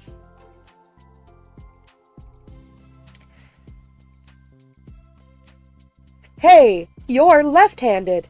That's neat. Yeah. Now I don't have to worry about bumping your arm. Monica playfully rubs her shoulder against Yuri's. Ahaha, sorry. I'm just being silly, I guess. Anyway, how about we start by listing the different things you want to say to her? I feel embarrassed all of a sudden. Aw, it's okay. How about some of the things you said to me yesterday? Lesbian! These bitches gay! gay! These bitches gay! This is gay. This is gay. This is so fucking gay. Team Salvato and fucking everybody that worked on this game just decided, hey, we're gonna feed the lesbians. We're gonna feed the lesbians tonight. And we lesbians are eating well tonight. We are eating well tonight. We are feasting like kings. But... never mind. I guess I'll try. Yuri thinks for a moment longer, her tension evident. And she writes the word reflection. This is about my reflection on our behavior. The key question is why we act like this towards each other, but have been able to separately be friends with Sayori and Monica. That's me. Yes, it is. So, Yuri thinks. I've been able to befriend the two of you because you've taken the time to understand my needs and respect my interests. Mm-hmm. The same goes for Natsuki, too.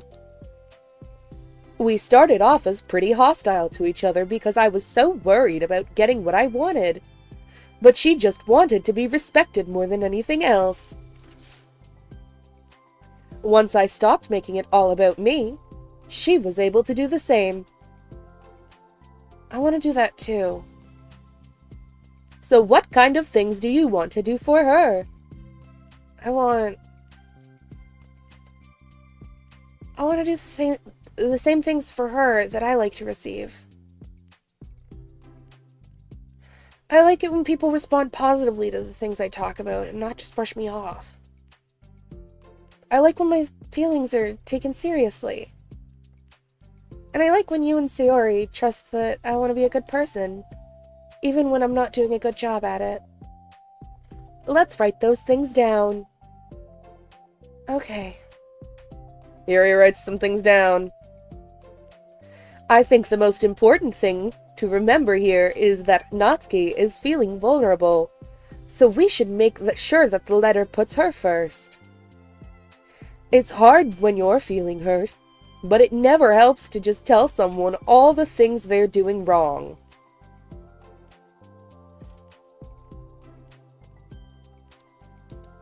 I think first you have to make sure that they know you're ready to respect them and listen to them, and admit the things that you feel you could do better. Then finally, you ask what you would like in return. How does that sound for the structure? It could be 3 paragraphs, 1 for each of those points.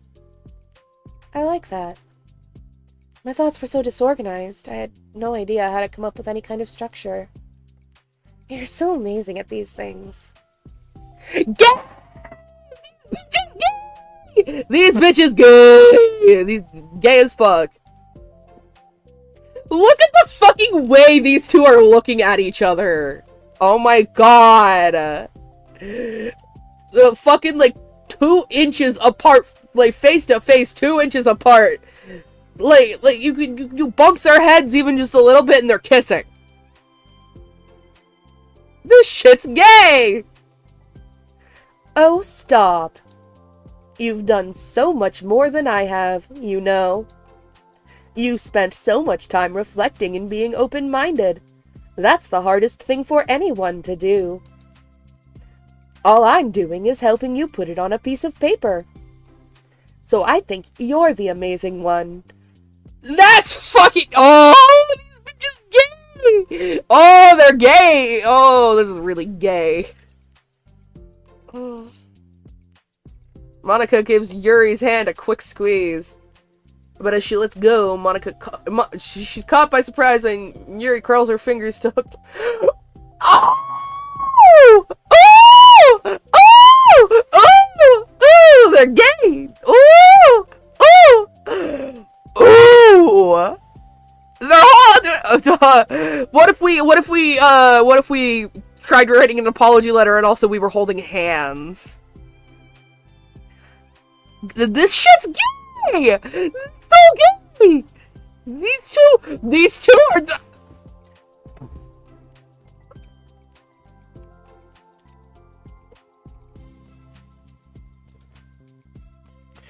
For a while, they sit like that in silence, save for the occasional scratching of Yuri's pen against the paper. Oh, I'm so well fed today. Yesterday you told me something that I'm thinking about a lot.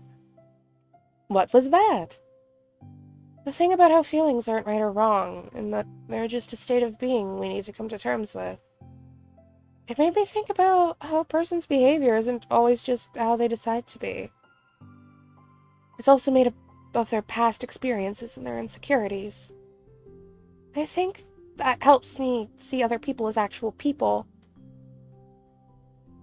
rather than as insignificant side characters who are out to get me somehow. Is that how you felt about Natsuki? Yuri nods. But in reality, everyone is always trying their best. And everyone wants to be happy. Monica peers over at Yuri's paper, but to her surprise, Yuri pulls it in closer, partially covering it with her arm. Ahaha! I have to be able to read it to help you out, you know. It's okay. My thoughts are a lot more organized now, after being able to talk to you about it. Now that I'm actually putting it on paper, I realize I'd really prefer others not to read it. Yuri laughs softly to herself, a rare expression. Oh, fuck, wrong character. I'm kinda glad to hear that, actually.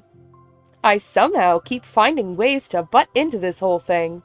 I've done enough damage. Ahaha. But it's also been wonderful talking about this. I mean, I always thought you were really smart, but... Stop fucking pulling each other right in front of my salad! Nah, I'm just kidding. Keep going, keep going, keep going. I will always be terrible at these things. People are just so incomprehensible to me. I'll never get the hang of being one. Ahaha. But listening to you so much has really helped me make sense of things. So just don't call it damage. Please. Monica gives Yuri a gentle smile. I can't believe I came to this club looking for fantasy geeks and all I got was real friends who value me. Is that a joke? Of course it is. Ahaha! I still can't tell with you. Sorry. No, I love it. Please never change. As you wish.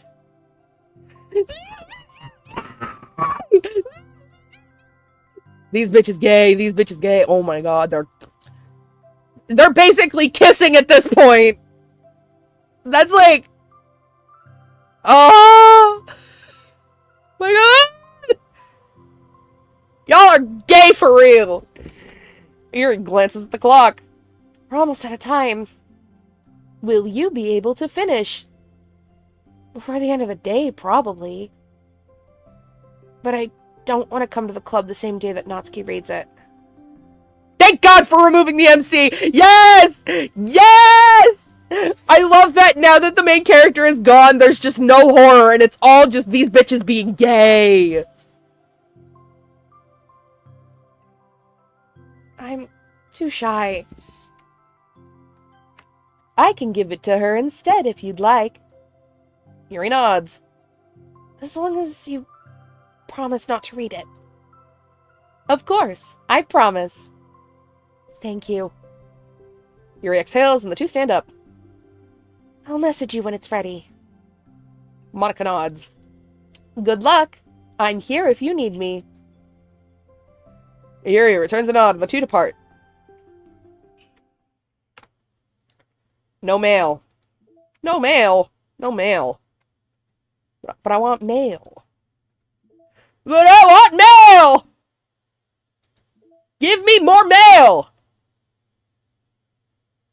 Mail! I want letters! Give me mail! Give me mail! Give me mail! Give me mail! It's been only one day since Yuri's letter was delivered to Natsuki with Monica's help. Because Yuri chose not to attend the club meeting that day, she and Natsuki haven't faced each other since. Although it's only lunchtime, Yuri finds herself anxiously counting the hours until she'll need to face the outcome of her efforts, whether good or bad. And because the passing by of students was making her feel even more anxious, Yuri picked out the most secluded spot she could find to spend her lunch. Because this staircase is under maintenance, no student would have any reason for coming here. It's such a relaxing feeling to have a moment of solitude in the middle of a frantic school day. Oh! Natsuki jump scare! What are you doing here? I just... Eri grips her book with enough force to wrinkle the pages beneath the pressure of her thumbs. Well, what are you doing here? I just came to get a drink from the vending machine. The other one is out of the drink I like. Eri notices Natsuki fidgeting with a few coins between her fingers. She nods, avoiding eye contact. Natsuki, also looking away, shovels over to the vending machine. It's so quiet that every one of her movements seems to reverberate through the entire stairwell. After far too long, she finally receives her beverage, which she then fidgets with in place of the coins. It's some kind of iced tea. But instead of leaving right away, Natsuki just stands in place. She glances all around her. It's like way too quiet back here. It's creepy. I mean, that's not what I meant, really. I mean, it's totally cool that it's your thing or whatever. Like, I can see how it suits you. So, not because I think you're creepy or something. I didn't mean that either. You know, I'm just gonna stop talking. That seems like a good idea. It's okay. Everything is okay. Eri finds herself attempting some words of comfort after hearing Natsuki stammer herself into dejection.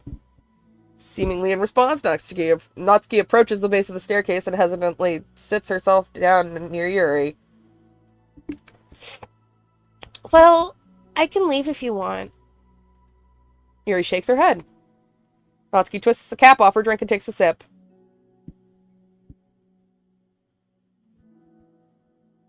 Despite receiving Yuri's general permission, Natsuki doesn't say anything more. Yuri continues to read, or at least pretends to. And the two just sit there for a long time. The tension seems to fade a little bit as time passes. Even without any words, this seems to mean at least something, though it's not clear what that may be.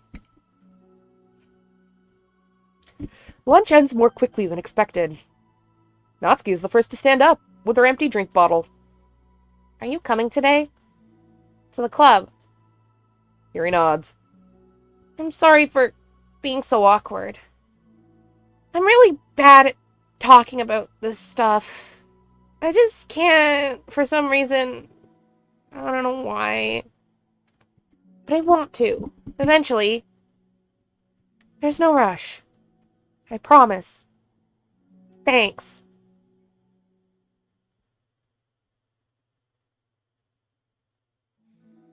It's the next day. Natsuki appears from around the corner and steps up to the vending machine, glancing at Yuri as she does so. Today she seems to be holding some kind of book as well. Oh, you're here again.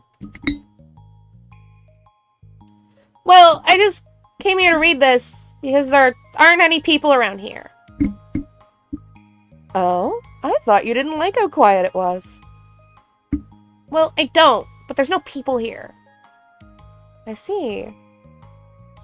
Natsuki sits down.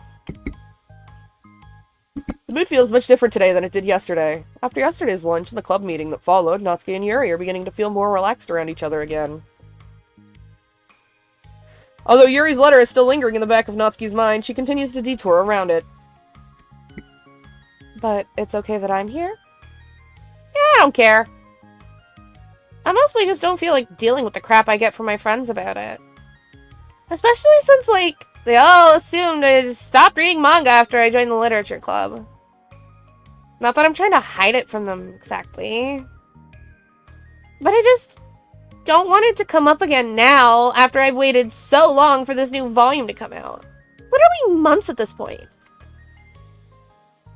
You don't have other friends who are into manga? Not unless online friends count. Sayori, but that's different because she's not exactly into it. She just likes it. You know what I mean? Mm-hmm.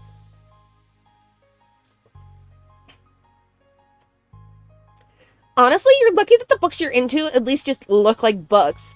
So you don't have to feel like everyone is constantly judging you by what you're reading. That would be so awful. Especially since I already hate attention so much. Well, it's a good thing I have thick skin, I guess. By the way, I would totally recommend finding some friends online if you haven't already. If you're like me and have no one to share your hobbies with. Oh, I have online friends. Since middle school, actually. I was especially desperate back then. It's somewhat embarrassing to reminisce about those days. Sometimes I feel like the me from a few years ago would have benefited from a good smack across the face. Oh, whatever. We were all just stupid kids back then anyway. Some of the fanfics I wrote. Thank God I used a pseudonym. But I liked it at the time. I got a lot of fulfillment out of it. And plus, I can look back and say with confidence that I've become a better person since then. So I don't think I would change anything. I wonder if a few years from now, I will think the same thing about our current selves. Probably. That doesn't make you uncomfortable? No, of course not. I don't care what other people think of me, especially someone who doesn't even exist yet. Alright, here. Natsuki raises her hand to her face and forcefully slaps her own cheek. That's me from the future coming to terms with me right now. Also, ow, I didn't mean to do it that hard. Yuri doesn't seem to react. And they're bonding! They're bonding! They're bonding! But then, to Natsuki's surprise, Yuri shyly looks the other way before lifting her arm and doing the same thing to herself, loudly smacking her cheek. She turns red and stares into her lap, but is unable to hide a smile, as though it was a really funny joke. Oh, that's what I'm talking about! I didn't know you had it in you! I don't know. Fuck. I don't even know why I did that. Ooh, better game layout. Yes.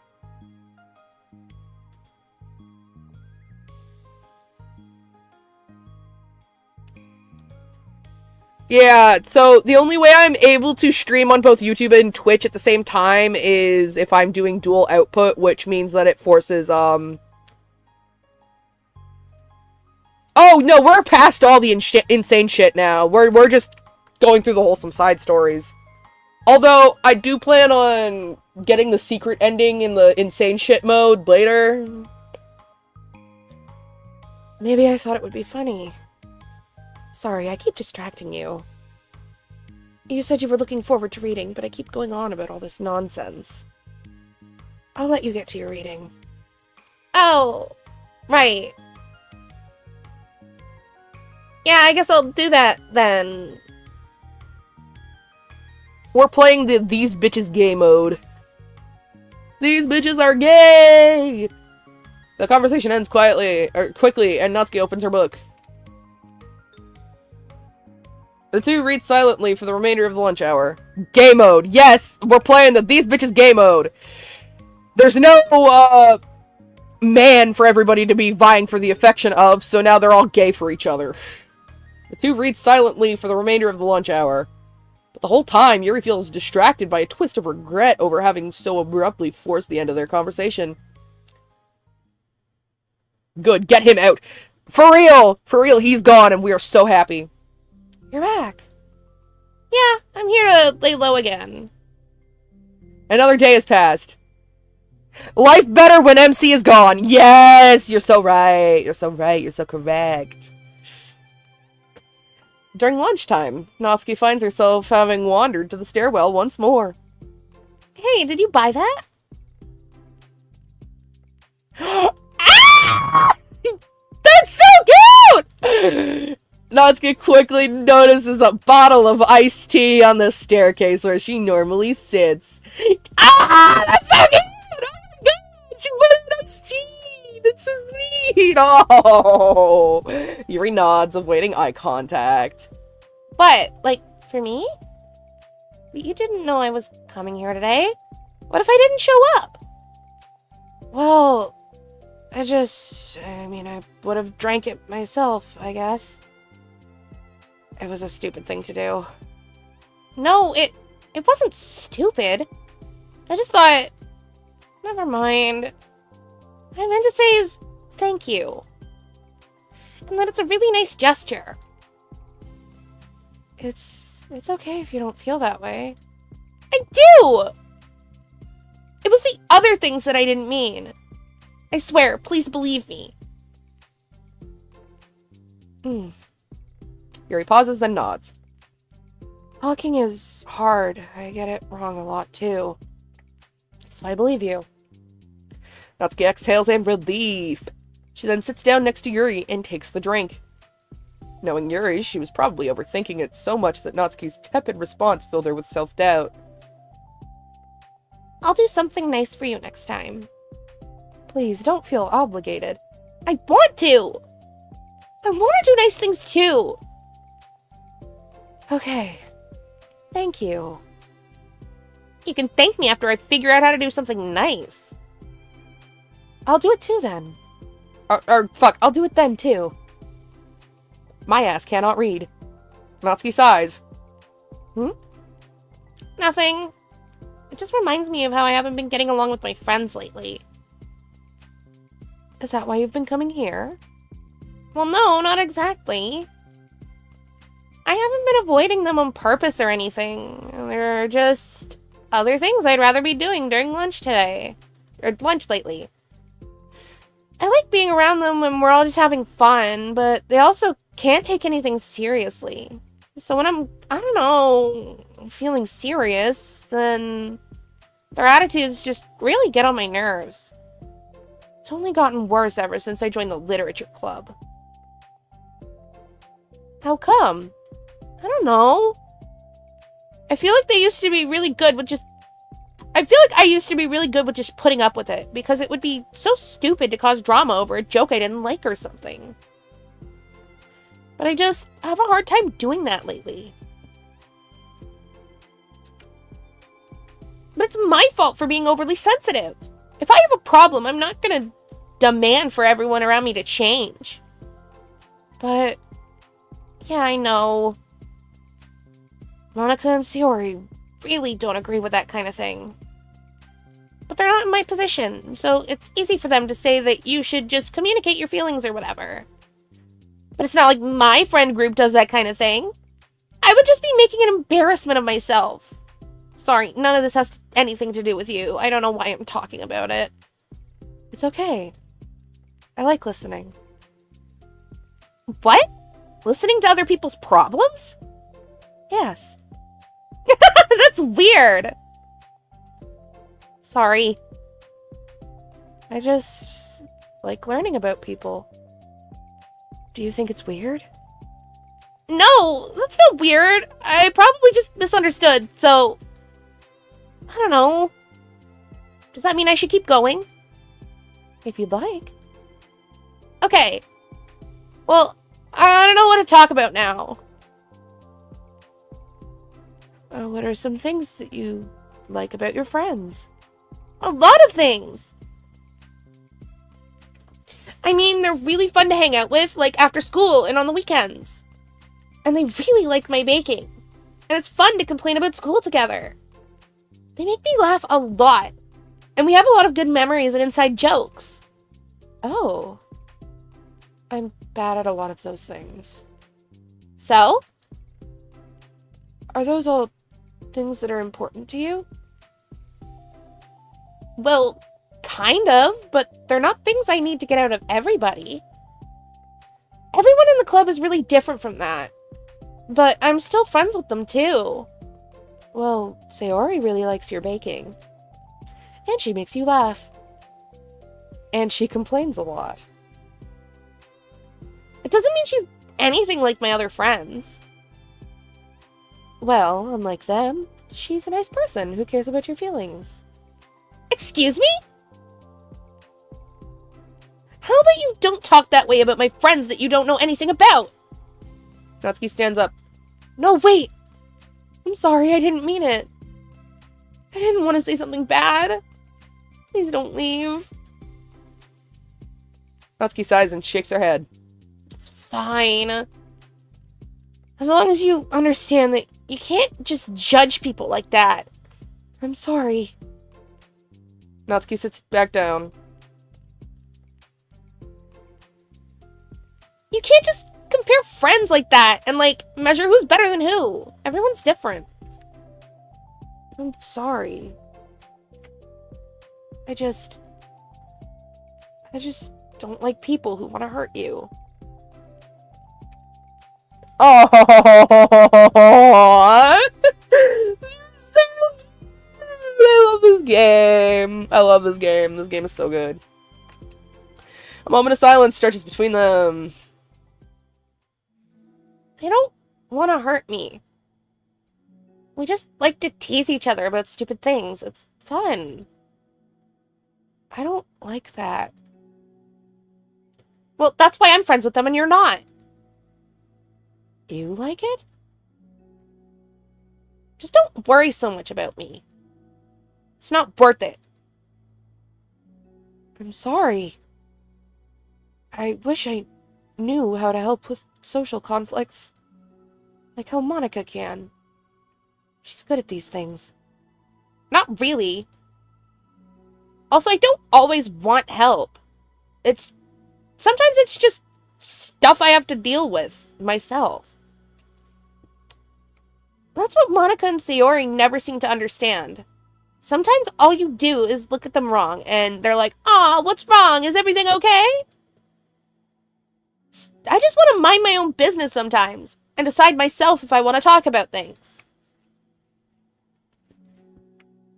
The only one who understands that is you. So you really shouldn't be so hard on yourself. You're not as bad as you think. Oh, you don't need to reassure me or anything. I mean that. Plus, it makes sense that someone who doesn't talk a lot would make a good listener. Thank you. You're also nice. It's really hard for me. It doesn't come naturally at all. It's so weird, because I always thought of myself as someone who can just say whatever's on my mind. But I feel like that only works when I'm annoyed or upset or I want to say something mean. Why am I like that? You don't have to answer that, I'm just talking to myself. Yuri nods and remains silent. Natsuki notices her fidgeting with the pages of her book. How come you like reading so much? Oh, well, a lot of reasons. But I just get sucked into it so easily. It's so immersive. Like, I want to be a part of it.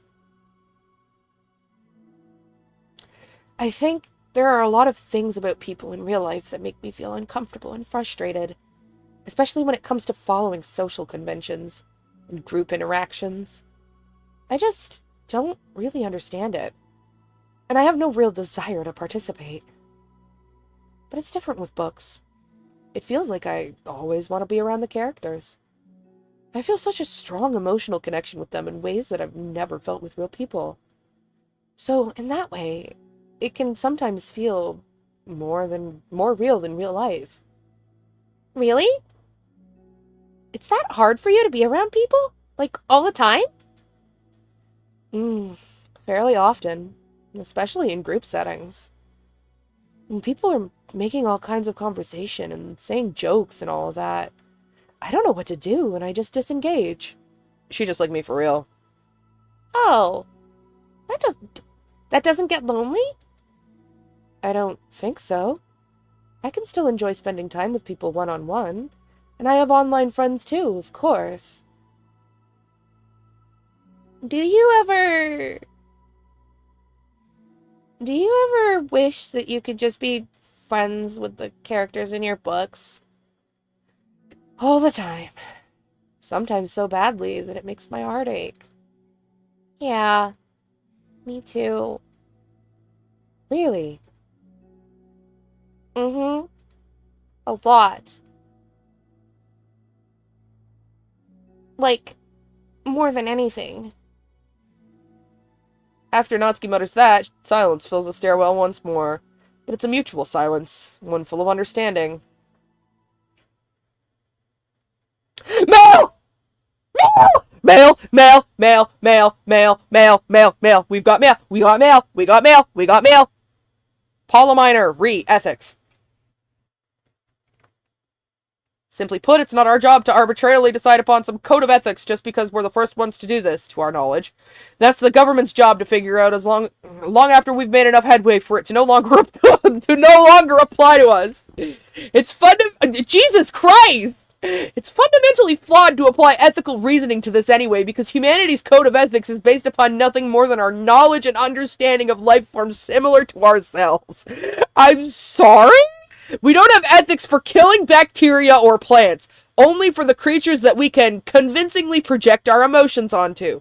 The humans at our VMs operate completely differently from us on a fundamental level, and therefore should not be taken any more seriously than a machine that's programmed to print I feel sad. We're engineers, not philosophers. Paula Minor, project manager. Okay, Paula! I see you're pulling an Elon Musk ass fucking, empathy is a weakness. Go cry on Fox News about it. Hey. Oh, hello. I almost thought you weren't coming today. Yeah, well... Lunch is already more than halfway over. Natsuki had typically been meeting Yuri in the stairwell much earlier, since it had been a good way of dodging her friends when she didn't feel like seeing them. Today she's holding a large plastic container in both hands. I ran into my friends, so I hung out with them for a while. Going to sleep after the end of this one. Real, stream's probably gonna end after this one, because it's the last one, I think, for now. And I've got art to work on.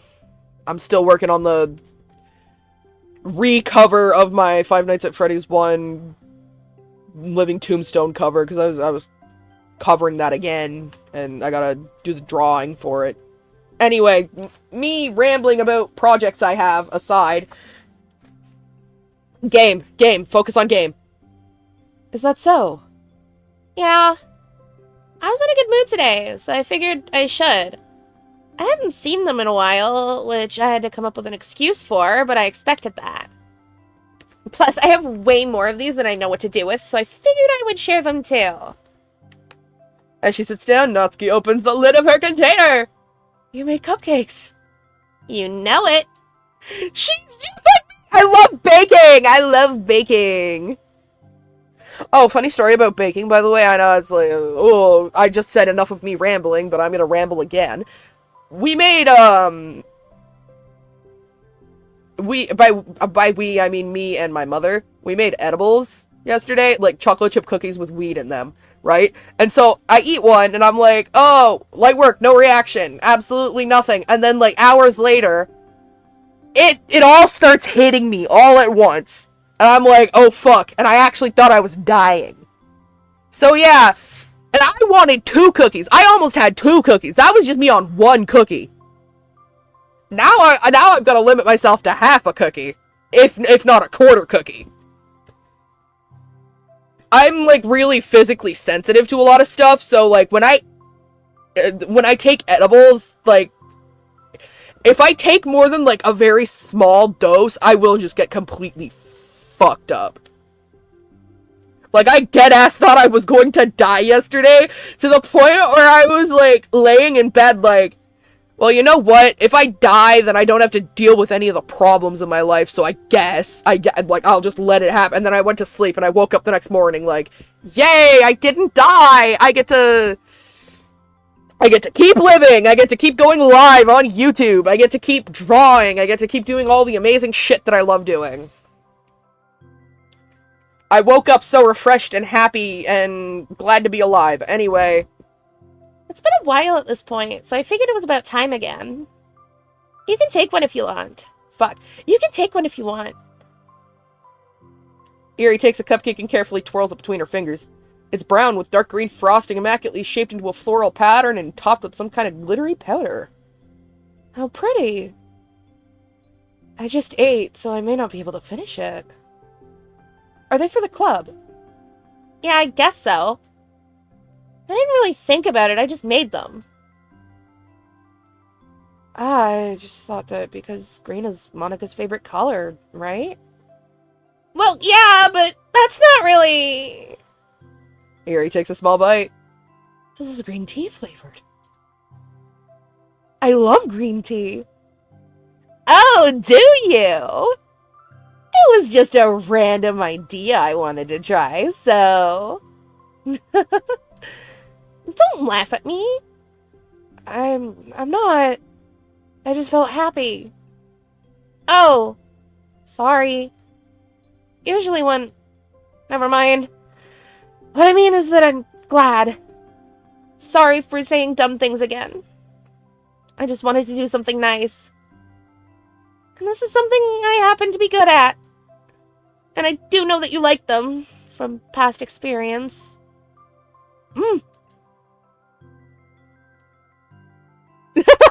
She's just like me for real. Yuri turns red, recalling the time she treated herself rather generously to Natsuki's cupcakes. Ironically, her mouth is too full of cupcake for her to stammer an excuse, so she just settles for a disapproving look. How did you get into baking? Oh, well, I don't know. It kind of just always appealed to me. Well, a few years ago, I read this one manga with a lot of baking, so I got, like, super into it for a while. I was probably making stuff almost every day, but it's something that I always knew I liked anyway.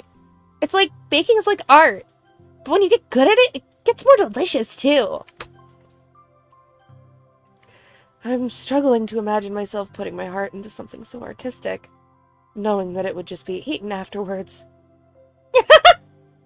Yeah, maybe you're too practical for it. I think I prefer to be on the receiving end. I could make a joke about that. I could make a joke about that. But I won't. That's my other favorite part about it. It's something that I can do that makes a lot of people happy. Like, unconditionally. Everyone is always so thankful. And in that moment, you get to be like the bringer of joy. I don't know. It just makes me feel... Valued? Yeah, I guess that. So, you were able to make up with your friends today? There wasn't really anything to make up with them about. We weren't really fighting or anything. You weren't? Maybe I misunderstood. It only turns into a fight if I lose my cool. And that's just unnecessary drama. It only makes things worse. So, they're not going to stop? I mean, it only happens sometimes anyway. It's just the way they are. I'm the only one who ever has a problem with it. It's not worth it. Especially since I have somewhere to go now when I don't feel like hanging out with them. Oh, I see. The cupcake's empty foil wrapper audibly crinkles as Yuri clenches a fist. I'm glad that the situation is resolved. And that you don't have to avoid them anymore. Yeah, me too. And I don't have to bother you during your alone time anymore. I'm sure you have a lot of reading to catch up on. Yeah. I know that the cupcakes are basically nothing compared to all the stuff you've done for me.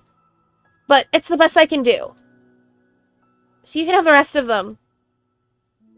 Natsuki grabs the box and slides it over to Yuri's feet. Yuri stares at the box. Then she shakes her head and slides them back.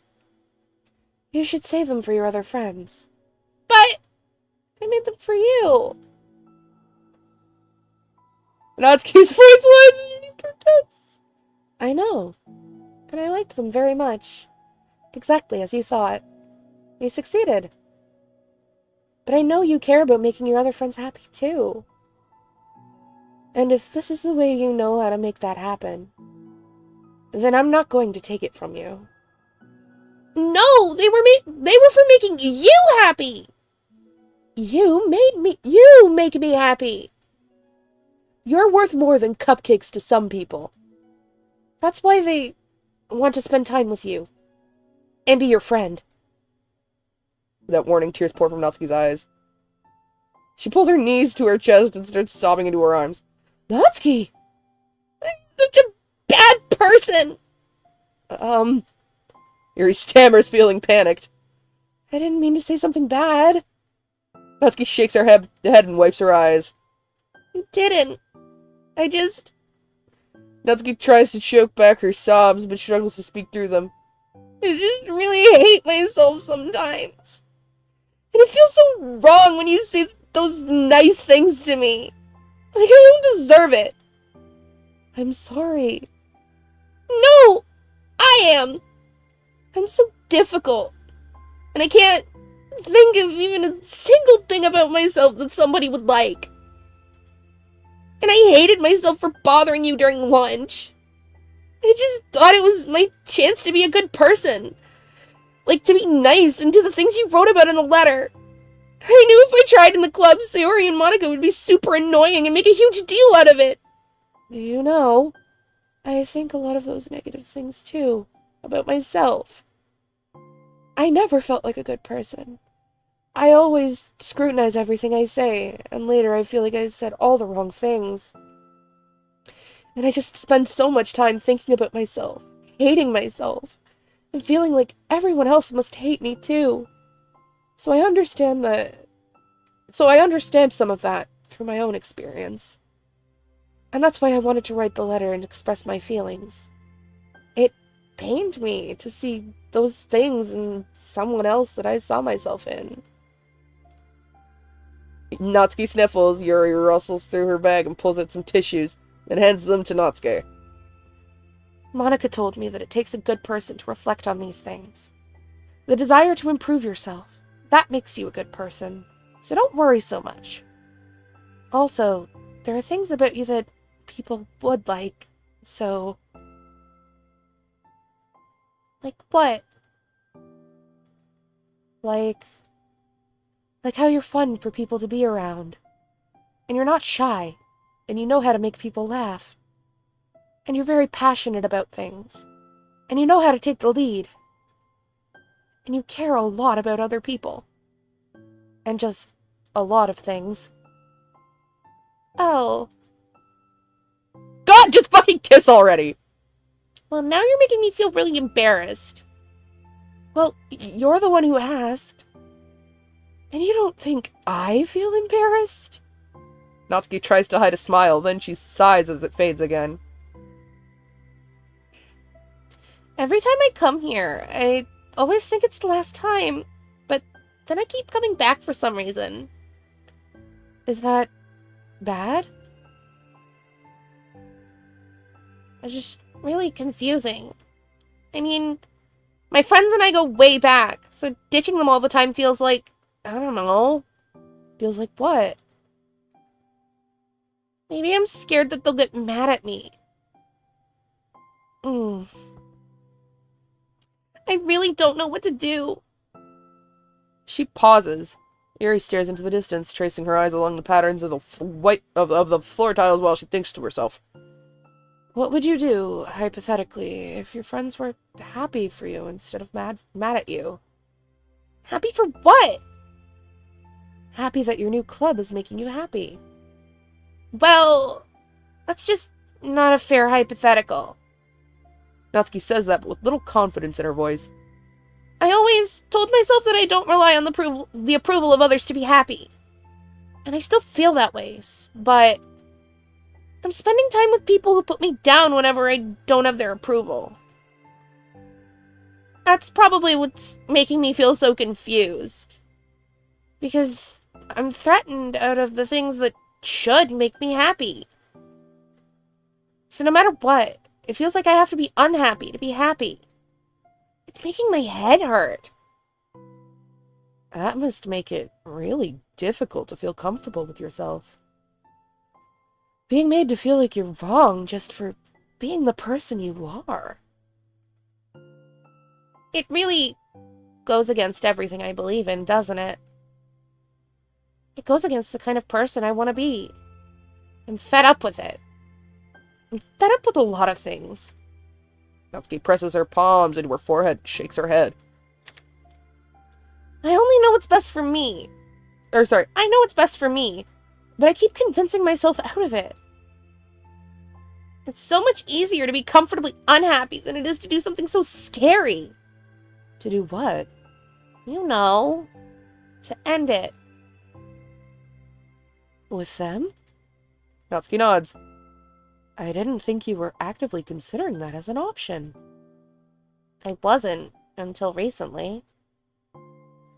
It's just one of those things where, like, it's been a certain way for so long that you just get used to it. Like, so much of you has gone into it. So much that it feels like that's just how your life is. And throwing it away is like throwing away such a big part of your life. It makes me feel sick to think about. Natsuki sighs. It's just really scary. It's terrifying. What are you scared of? I don't know, a lot of things. Like being alone. Not having anyone to talk to or hang out with. Not being able to replace what I have with them. And I don't want them to hate me. And I'm scared they'll hurt me for going against them. Physically? Not physically, but... Mary clenches her fists. Natsuki, What? if anyone even thinks to cause you harm, I will unleash hell upon them. Natsuki snorts in laughter. Don't laugh at me! Sorry, I was just... I like that. That's all.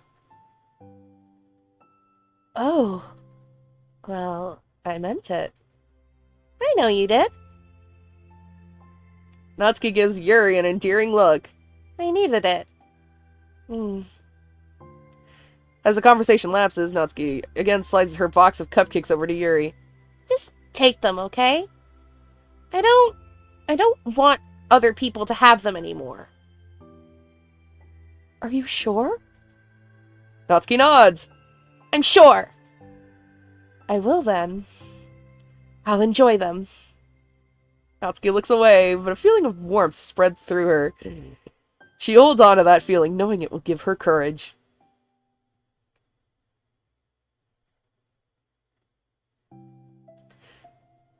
Ah, you're here first today. Mm-hmm. And you brought reading material. Mm-hmm. Natsuki is sitting in her usual spot, this time holding a volume of manga while her lunch sits beside her. Yuri sits down as well and opens her book. Sucks when a good series has to come to an end. Like, it's such a big part of your life, and then one day there's just nothing left. It makes you feel so empty. Unfortunately, I'm about to experience that myself. I'm on the last book of this series. That sucks. But there's also something satisfying about letting a story conclude. I don't know if I'd want it to go on forever. Maybe. But there are some things that I wish could. On the other hand, have you ever read something that overstayed its welcome? Yeah, definitely. I can think of at least one thing I've read that got pretty unbearable like halfway through, and the ending really sucked. Well, I can think of at least one thing I've watched. Cough, miraculous ladybug, cough! So, it sucks when something good has to come to an end. But it also sucks when they just keep inventing more plot until you don't like it anymore. Miraculous ladybug! Miraculous ladybug. I guess it sucks either way. Mm-hmm. Well, that's the nature of all things. They come to an end. The two fall silent. They slowly eat while making their way through their respective reading material, except Natsuki doesn't seem to be touching her food at all. You don't go out during the weekends, right? Excuse me? Like, with friends, at the mall, or downtown or whatever. I'm not a total shut-in, you know. Oh, my bad for making assumptions. Well, I'm sure I go out less than other people, like you and the other members in the club. I don't really meet with friends and arbitrarily spend time like that. I'm usually meeting with my board game group. Board game group? It doesn't matter, it's just more nerdy stuff. Why do you ask, anyway? I was just curious. I just realized that I couldn't picture it, so I was just curious. Yuri looks at Natsuki and realizes that she's shaking. Don't look at me like that. Sorry.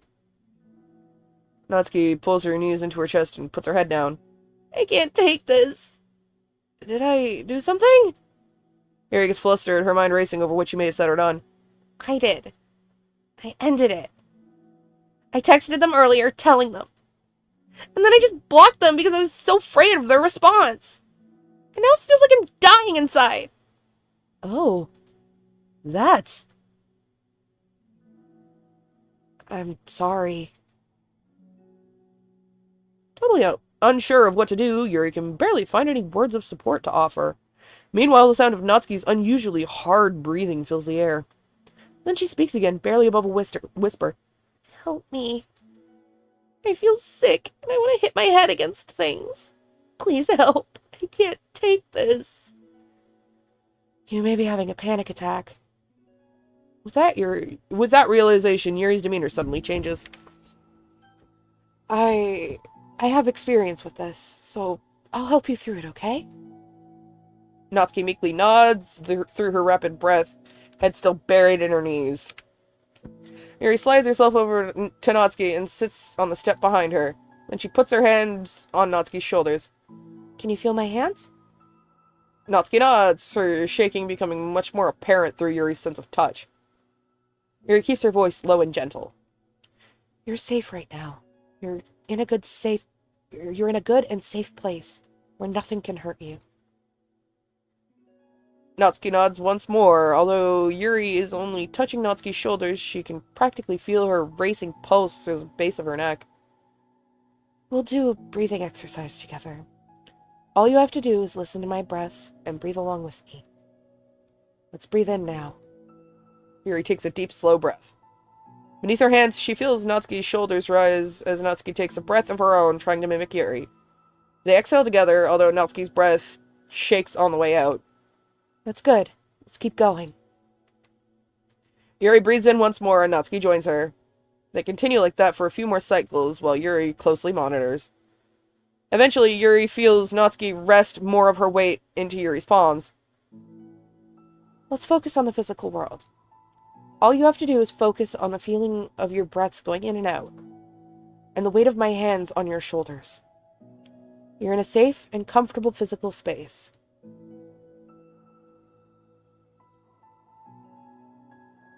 Minutes pass in silence. By now, the worst of it is past, but Yuri is determined not to move away until Natsuki prompts her to. Meanwhile, Natsuki has lifted her head off her knees, and her breathing is mostly steadied. Then, she takes a final deep breath and slowly pulls herself to her feet, causing Yuri to let go. She stretches her arms. I'm sorry. I didn't mean to freak out. I don't know what my deal is. You don't have to apologize. This must be enormously stressful for you. Is that going to keep happening? It may, or it may not. We can take measures to help prevent it in the future, but I think it will naturally get better over time. Natsuki motions to sit back down again, so Yuri moves over. Yuri turns away to pick up her open book from the dusty floor, which she had hastily set down earlier. She brushes the dust off the cover. I don't think I could have gotten through that alone. You're not alone. Wait, hold on. Did I read that last line? Yeah, don't think I could have gotten... Yeah, okay. From now on, you don't have to do anything alone. I love it here. As she says that, Yuri tenses up. It's rare for her to so openly share her thoughts. But something about Natsuki, of all people, makes it feel so much more natural to do so. Perhaps because, like Yuri, Natsuki is so timid and uncertain of herself. Natsuki does such a good job at hiding it that it's taken a long time for Yuri to finally realize it. And because of that, Yuri is able to deliver the reassurance that she herself would have wanted, demonstrating that you deserve the love of others. If you can accept that for the first time, then perhaps you can begin the tumultuous journey of learning to love yourself. Ah! Ah! This is so cute! This is so sweet. I'm so glad they actually didn't decide to just fuck my shit up and jump scare me to death. And that this actually turned out to be cute and there wasn't like a rug pull moment where they just pull the rug out from under my feet and destroy me mentally. This shit's gay!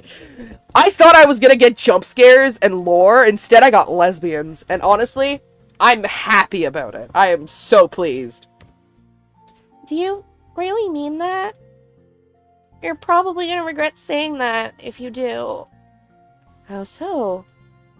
Because I'm probably gonna have a lot of free time during the weekends from now on. So you're giving me permission to be as annoying as I want and drag you around to a lot of places. I see. But you already said it, so you can't take it back now. Ah. Well, I suppose I have no choice but to accept that responsibility then. Mm-hmm. I know a good ice cream place. Oh?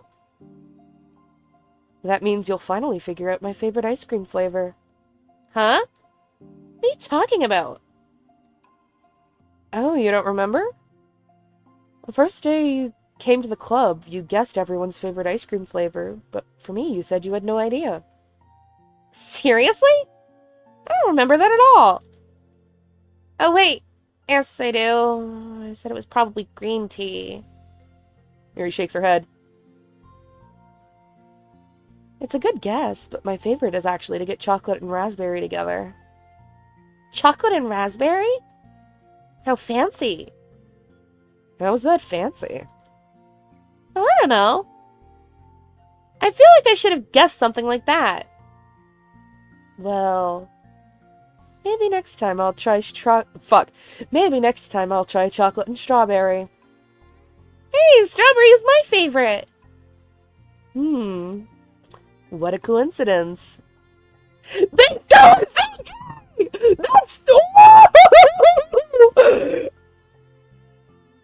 Me, like, every 5 seconds, I'm just freaking out about how fucking gay this game is. As a lesbian, personally, I'm living for it.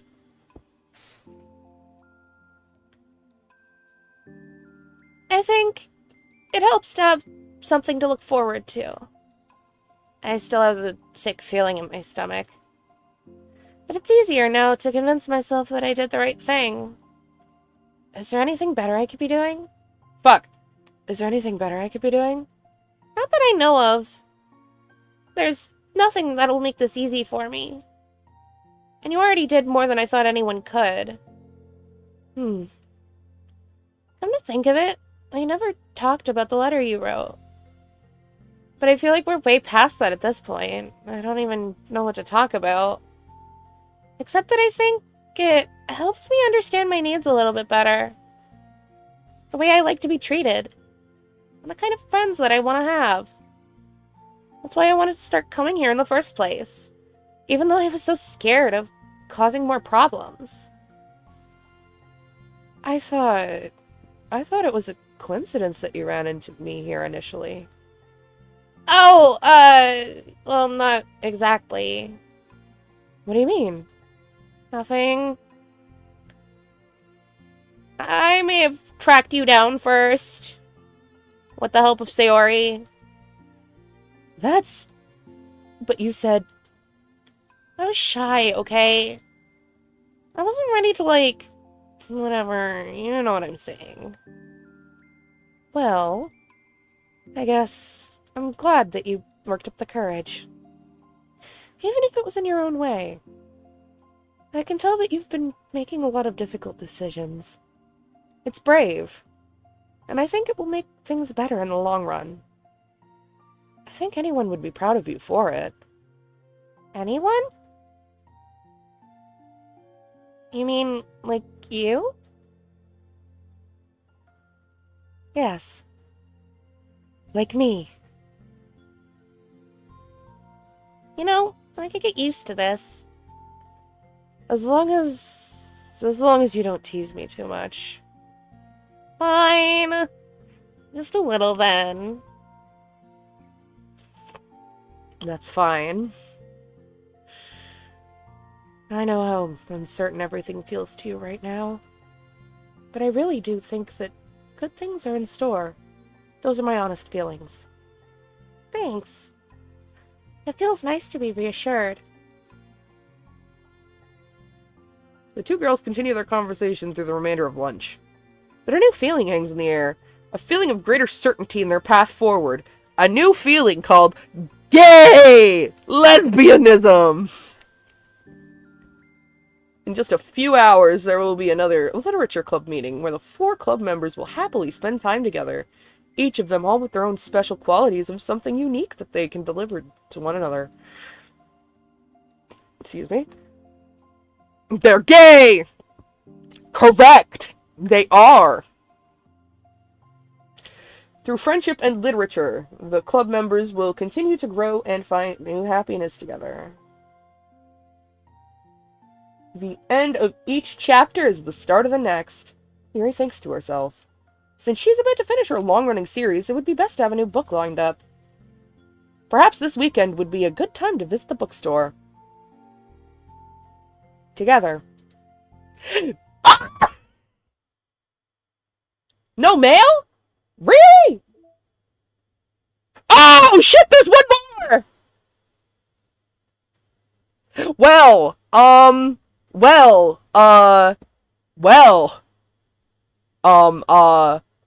I think, I might just save that for next time.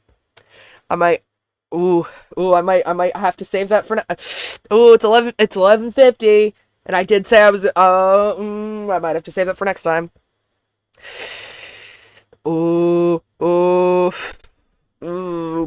But they might give me mail if I do it! I want mail! Give me mail! I want lore. I want lore and jump scares and spooky. Can I have lore and jump scares and spooky? Please? I need lore and jump scares and spooky. Give me nightmares. Give me nightmares. Give me nightmares. What to do?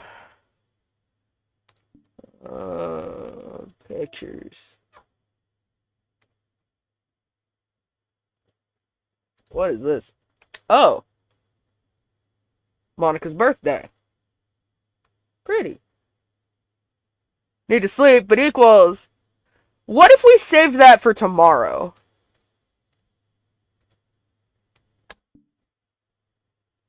Because I kind of want to go get some lasagna.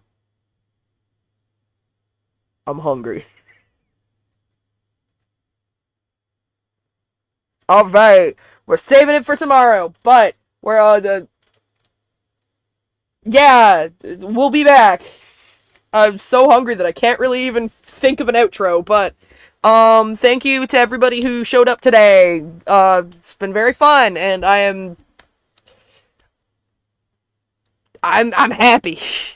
This has been a really good experience, and I'm so glad that I chose to start streaming again. Good night, everybody.